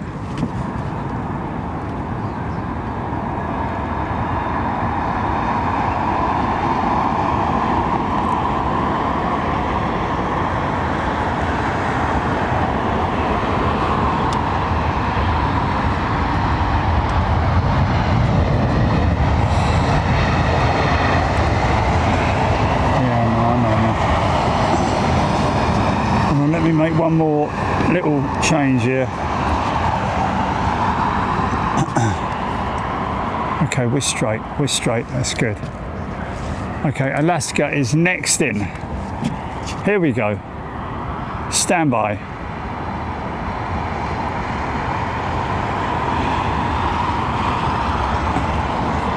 I haven't heard any negative comments about the, what's it called, the global livery or whatever they call it.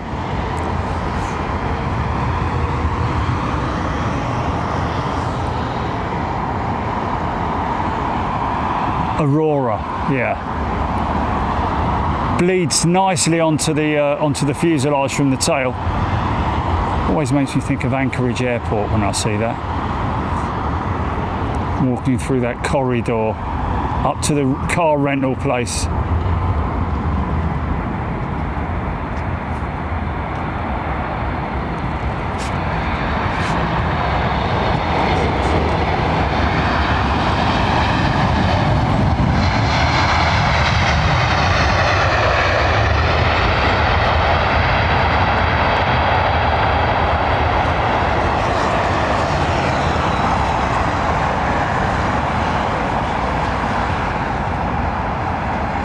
The fact that it's on the engine cowls as well is pretty cool.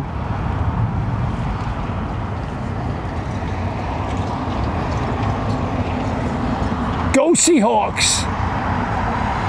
Going to T3, innit?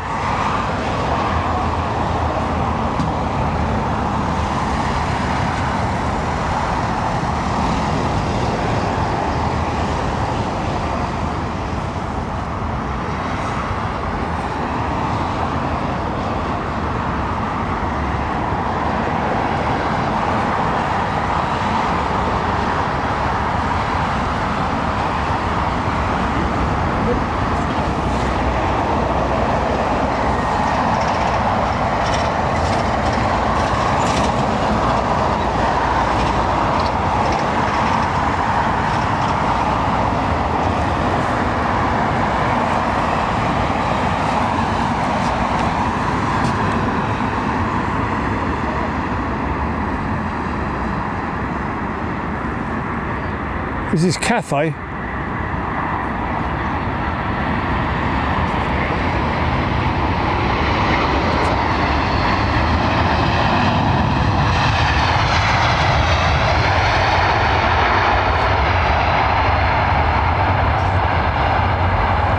So cold up in your window.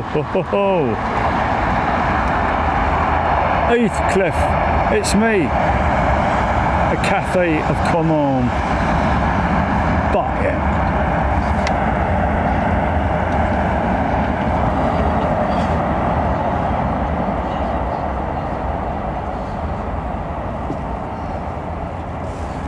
Okay, is it? Yeah, but it hasn't been direct sunlight, has it? I've been under this. I've been under this cover all day. I'm a bit washed out, I've got to say. So.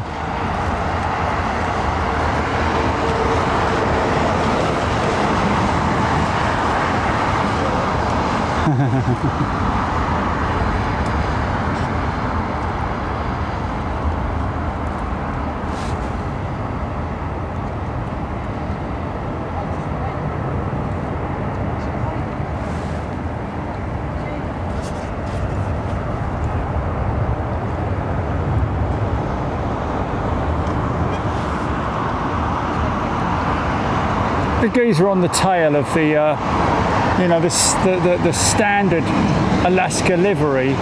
It's an Inuit, isn't it? Is he an Inuit? It's going in the cul-de-sac, look. Ooh.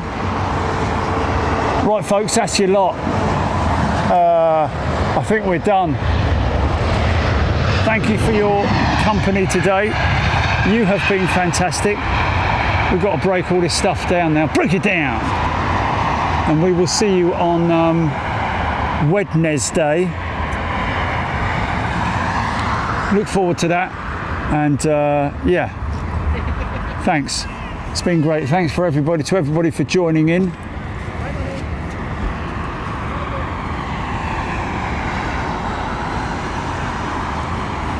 EGPX knows a fella who's a captain with on the 787 with BA, and he plays keyboard in a Kate Bush tribute band. Brilliant. I love a tribute band myself.